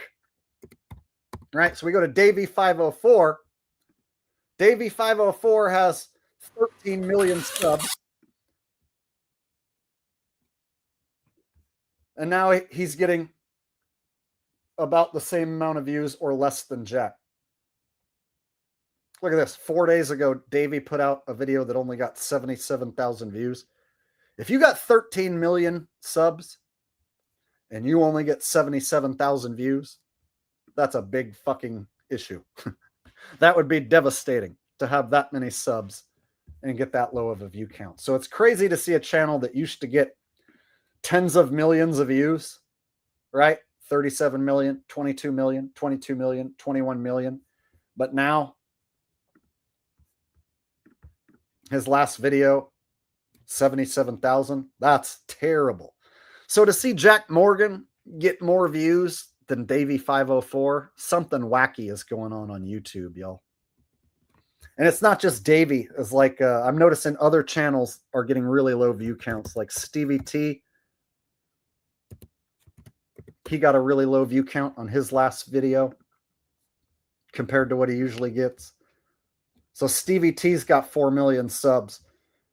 And his last video only got 160,000 views. So in the last couple months, there's this huge drop off in views for almost every channel across the board.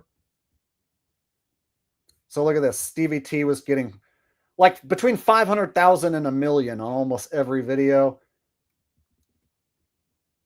And then boom, it drops off to 160. The last video he uploads. So I've seen probably, I don't know, 20, 30 different huge YouTubers put out a video talking about how the algorithm has decimated their channel. So YouTube put out this new algorithm where your sub count doesn't really matter.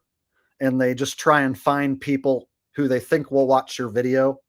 So they just recommend your video to different people who they think will watch it. And they don't notify your subscribers. So basically my 88,000 subscribers don't really matter. And if I had 13 million subs, it wouldn't even matter. YouTube's just going to take the content you put out and promote it to whoever they think will watch it. And so you're seeing channels that used to just dominate are now getting the worst view counts they've ever gotten. So if you see channels complaining that their view count has dropped off, it's not because they suck.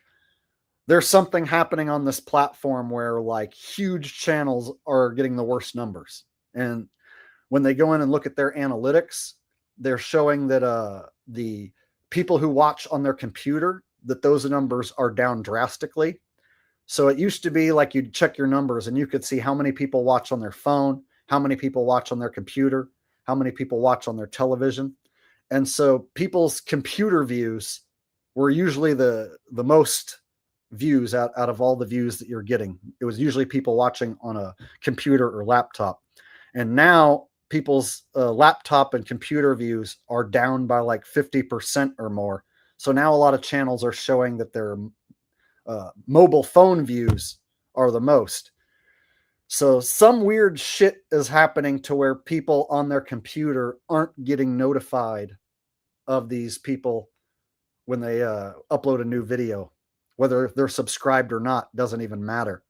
So subscribers matter less now than they ever had.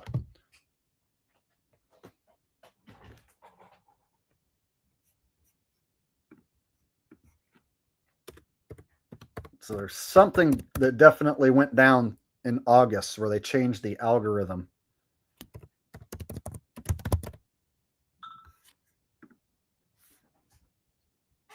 And it looks like I missed some super chats.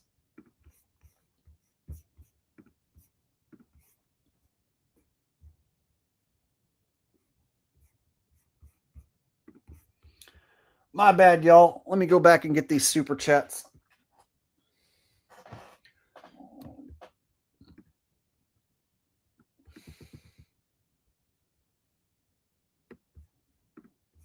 Ronnie24K said 3 game-changing blocks all at the same time. Vegas. Man, there were more block kicks than I have ever seen. And there were like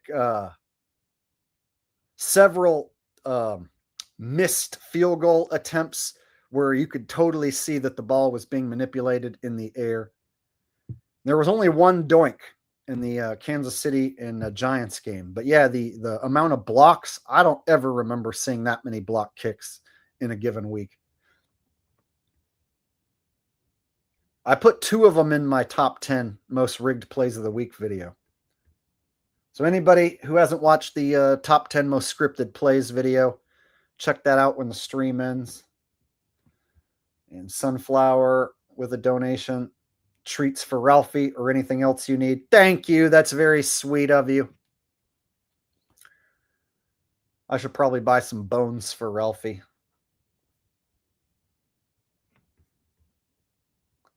Thank you, Sunflower. I appreciate it.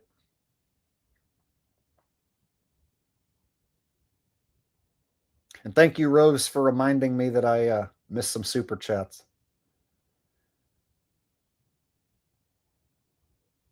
Rose is one of my moderators, and she'll send me a text if I ramble for too long and miss a super chat. So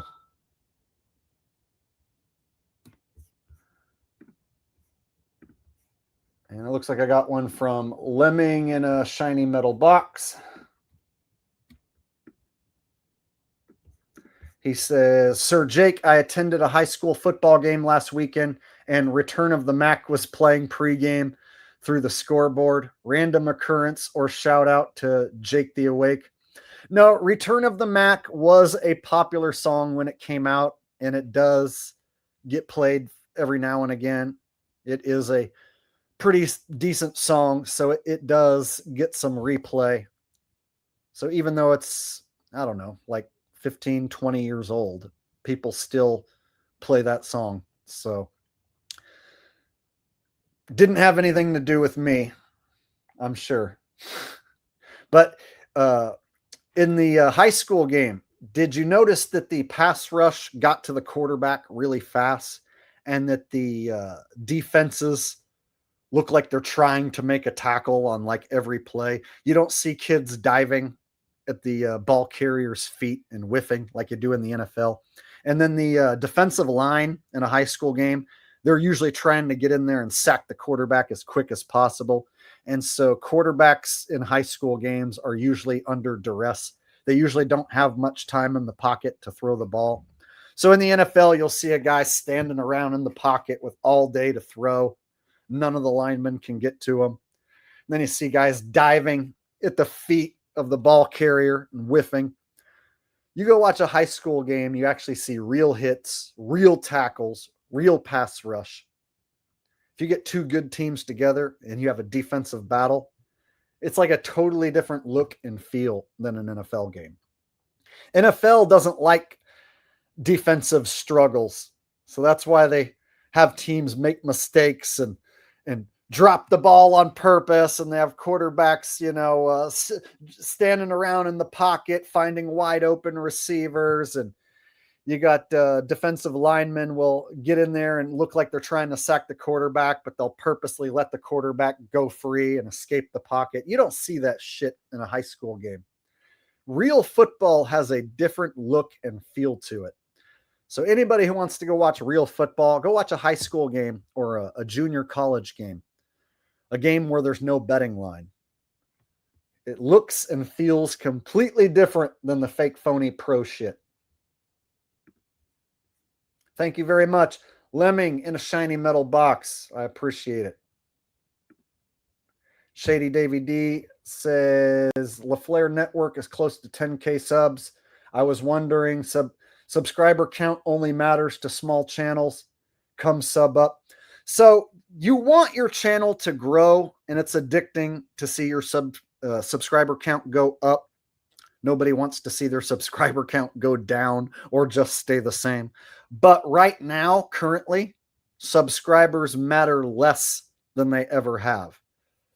So if you put out a short, here's a good for instance. If you put out a short that goes viral, anyone who sees the short and subscribes because of that short, they're less likely to watch your long form comment or your long form content if they became a subscriber through shorts. So what I found through my research is like anytime you have a short that does well and picks up new subs, those are basically like dead subs. Shorts subscribers have a small attention span. And if they subscribe because of a short that you put out, chances are they won't even care about your long form content. And if they do click on your long form content, they won't watch it for as long. So if somebody subs to your channel because of a short that you made, and then they only watch a minute of your long form content and then they click away, they're literally going to damage your watch time and hurt your channel. So it's better to not have any shorts subscribers at all. I took down all my shorts for this reason.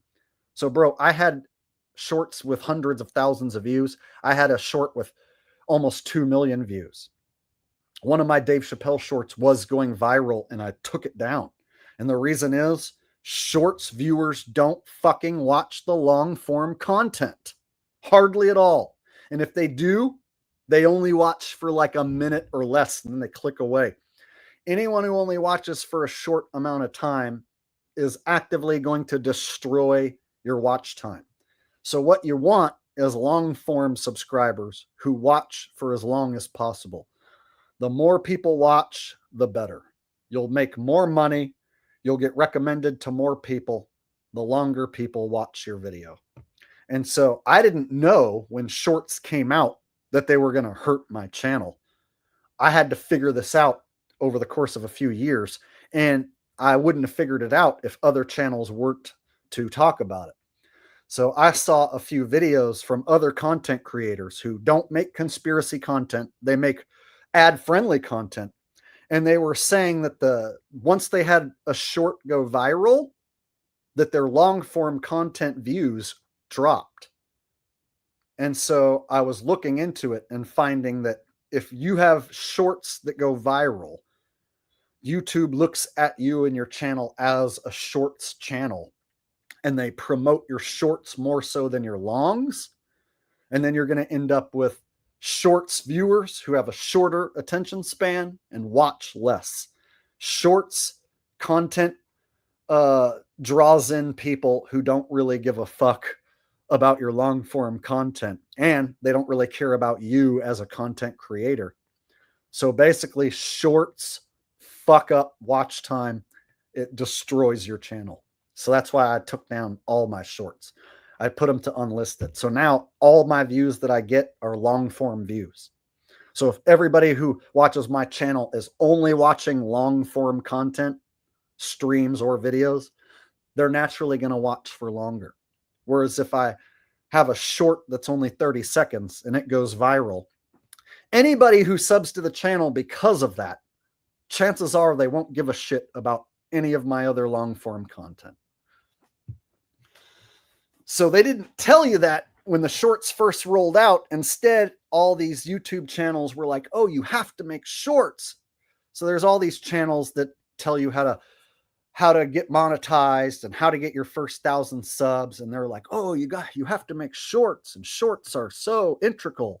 And you can get all these new subs from these shorts, and you don't have to put as much time and effort into the shorts. But what they don't tell you is you get a bunch of fucking people with tiny attention spans who are going to destroy your watch time. They don't tell you that. So I finally figured that out a few months ago, that the shorts were messing up my watch time. So then I had to make the decision to get rid of the shorts. And so far, the only person who's said anything, there was one guy who was like, dude, what happened to your shorts? One guy. So out of all my subscribers, I took down the shorts, didn't say nothing about it, and only one guy noticed. Nobody else even noticed. So what does that tell you?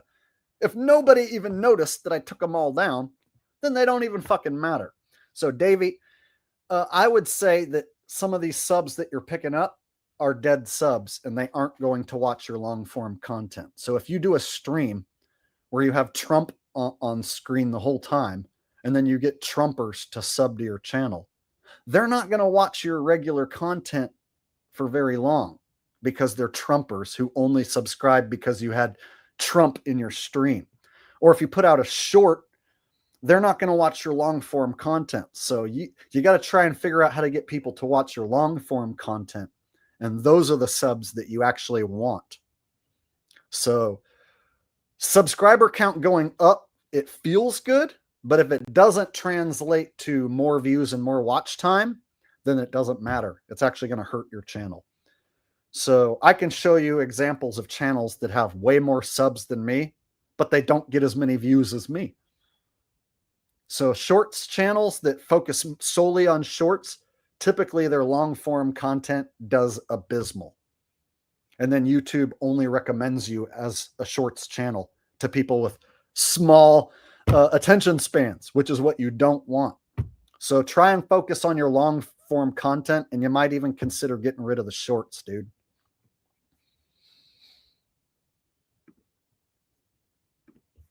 This guy says shorts get views though, money sign. They don't give you hardly any money. You obviously don't make any money on shorts, bro, because I've had shorts that go for 100,000 views and you barely make like 10, 20 bucks.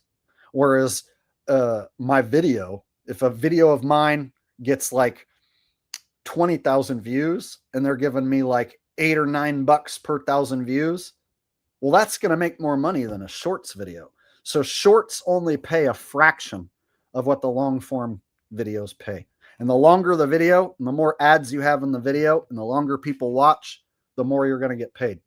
So my picks videos keep people watching longer. They watch more ads.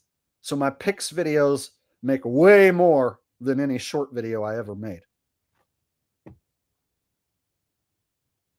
My top 10 most scripted plays, people watch a little more than half that video on average. So trying to get people to watch more than 50% of a video is a challenge. Across the board, it shows the statistics show most people watch about half of a video and then they shut it off. And only your hardcore subs and fans will actually finish the video. So on average, almost every content creator across the board will be around 50% viewed for the videos that they make. So if you can get people to watch 60% of a video, that's considered a success. Anything over 55% is considered really good. So what you got to try to do is make your videos long and entertaining enough that people watch more than half. If you do that, they'll recommend you to more people. You'll get more ads running and you'll get more money.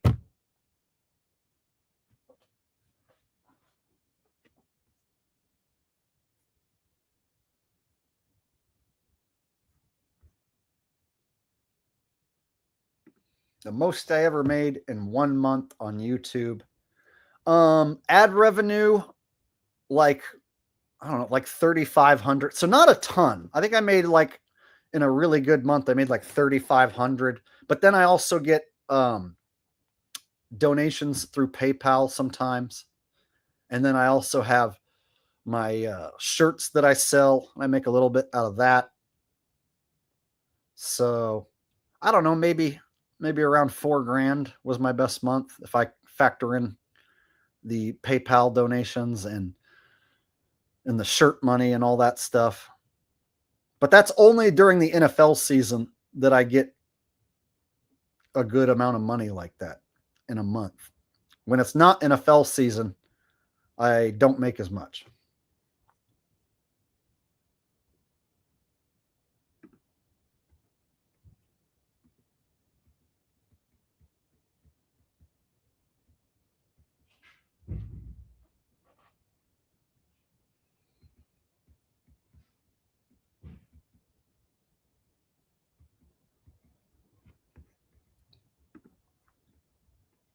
So if you skip the ads, then I guess the content creator doesn't get as much money. And I think one of the things YouTube is doing that's causing a bunch of creators to have a lot less views, I think they're blocking the views that have ad blockers. I think that's what's happening. YouTube doesn't tell us content creators what's really going on. In fact, they lie. So there's a bunch of people freaking out about their views being the worst that they've ever been. And it's looking like YouTube is blocking viewers who have ad blockers and not counting those views. So I think that's what's happening to these big channels that are seeing their lowest numbers ever, is that they're not counting the views of anyone who has an ad blocker.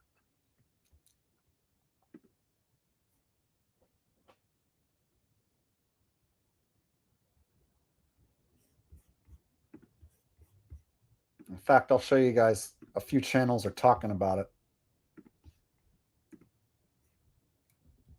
See, our views are down.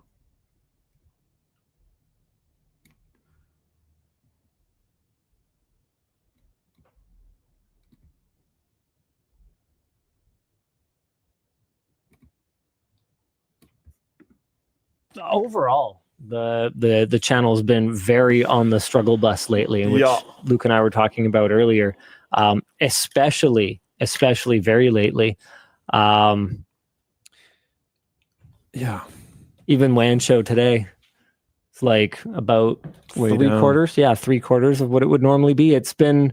I reached out to YouTube about it because I was basically just like, hey, yeah, you know, I'm not going to be one of those guys that's all algorithm.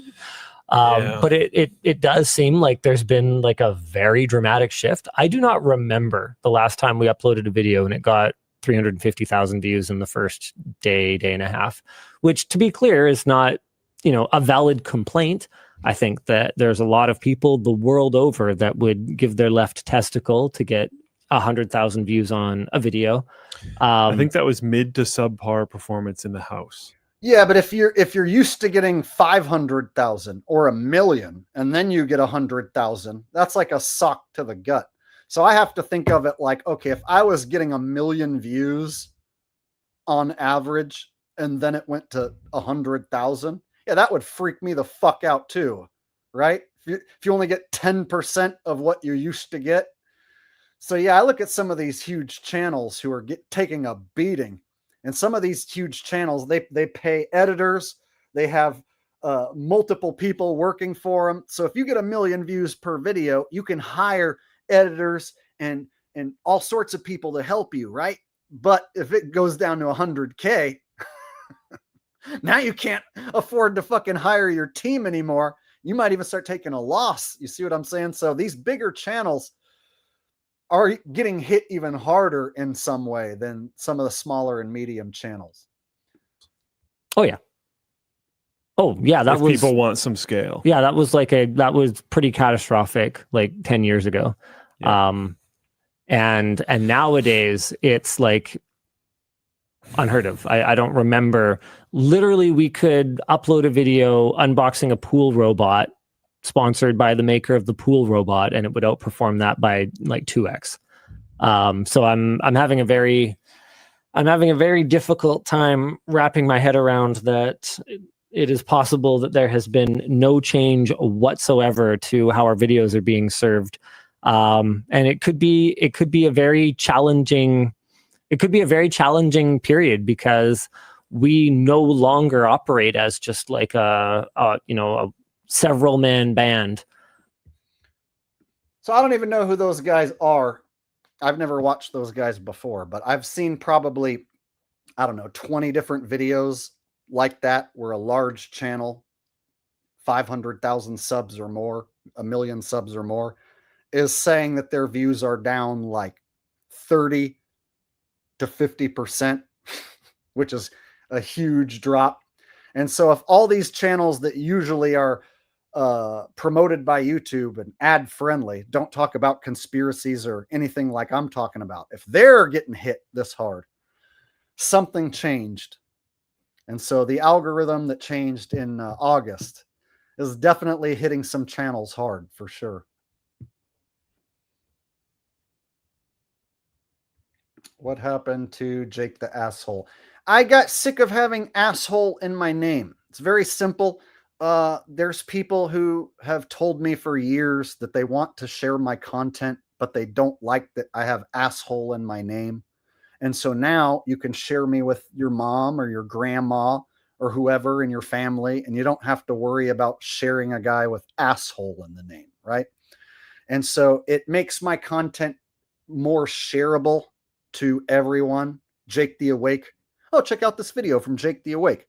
Whereas if you say, check out this video from Jake the Asshole, now it's like that word can just rub people the wrong way. And so I'm 42 years old now. When I started this channel 10 years ago, I didn't know that I would be doing this for a living as my main source of income in the year 2025. And so just thinking about how YouTube might censor a guy like me just for having asshole in the name, you know, and people not wanting to watch just because assholes in the name. And then me being 42, I'm just sick of calling myself asshole, you know? So when I was younger, I didn't mind, you know, I thought it was funny to call myself asshole, right? Whereas now I just don't want to be associated with the word asshole anymore. So I had to come up with something new, and at the same time, it not be too different from the last name. So Jake the Awake, it's still Jake, it's still it's still a word that starts with A. It's just instead of asshole, it's awake. And so it rhymes. Jake the Awake, I'm still JTA, still Jake the A word. It's just instead of an asshole, I just put the word awake, right? So the only other Jake the out there would be Jake the Snake. So now there's Jake the Snake and Jake the Awake. So when Jake the Snake fucking dies, I'll be like the only guy with a Jake and the in the name, right? So, and it rhymes. The word awake is like what I associate with a person who's awake to conspiracies, awakened to the truth. I'm not using the word woke, right? So the media took over the word woke, right? And they bastardized it. But the word awake, they didn't bastardize that word. So me saying, oh, I'm awake to conspiracies, I'm awakened to the truth. So I figured Jake the Awake, it rhymes. It's similar to the last name. And I take out the cuss word.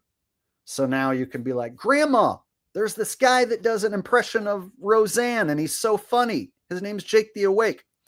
Whereas before you'd be like, Grandma, there's this guy who does an impression of Roseanne. His name is Jake the Asshole. Well, I don't want to watch anyone who's an asshole. I don't want to see any assholes, right? So a person might decline the content, right? Might decide not to watch me just based on the name asshole. Whereas they're less likely to do that with the name Awake.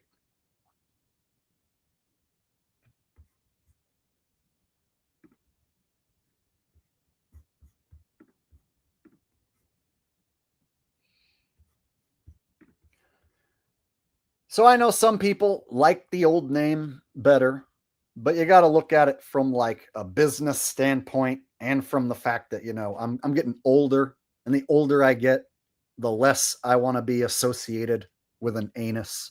I don't want people thinking about an anus every time my name's brought up.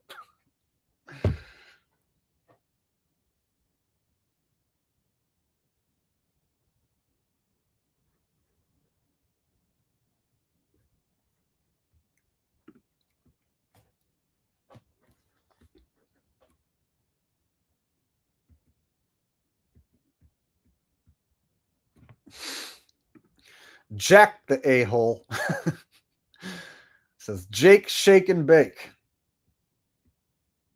There was all sorts of names that people recommended.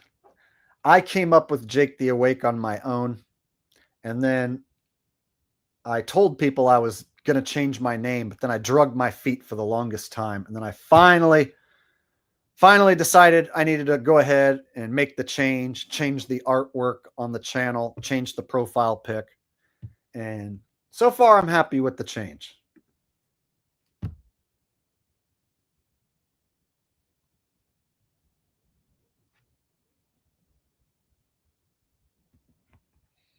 And lint away air duct cleanings here. All right. Well, all right, guys. I think I pretty much rambled about all that I wanted to ramble about today. So I've been on here for over 3 hours.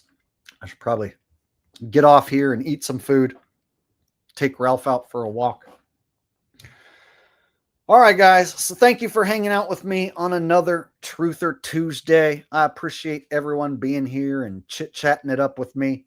Thank you to all of the people who sent super chats. I really do appreciate it. Your super chat donations go to supporting one of the last genuine truth channels that exists on this platform. So thank you for that. And I will see you guys in the next video or the next stream. So enjoy the rest of your Tuesday night, wherever you are in the world. Maybe for some of you, it's Wednesday already. Enjoy the rest of your week. I'll try and do another stream like Friday or Saturday night.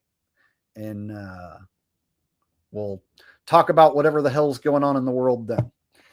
So until next time, this is Jake and Ralphie signing out. Have a great night. Peace out. Much love. Bye-bye.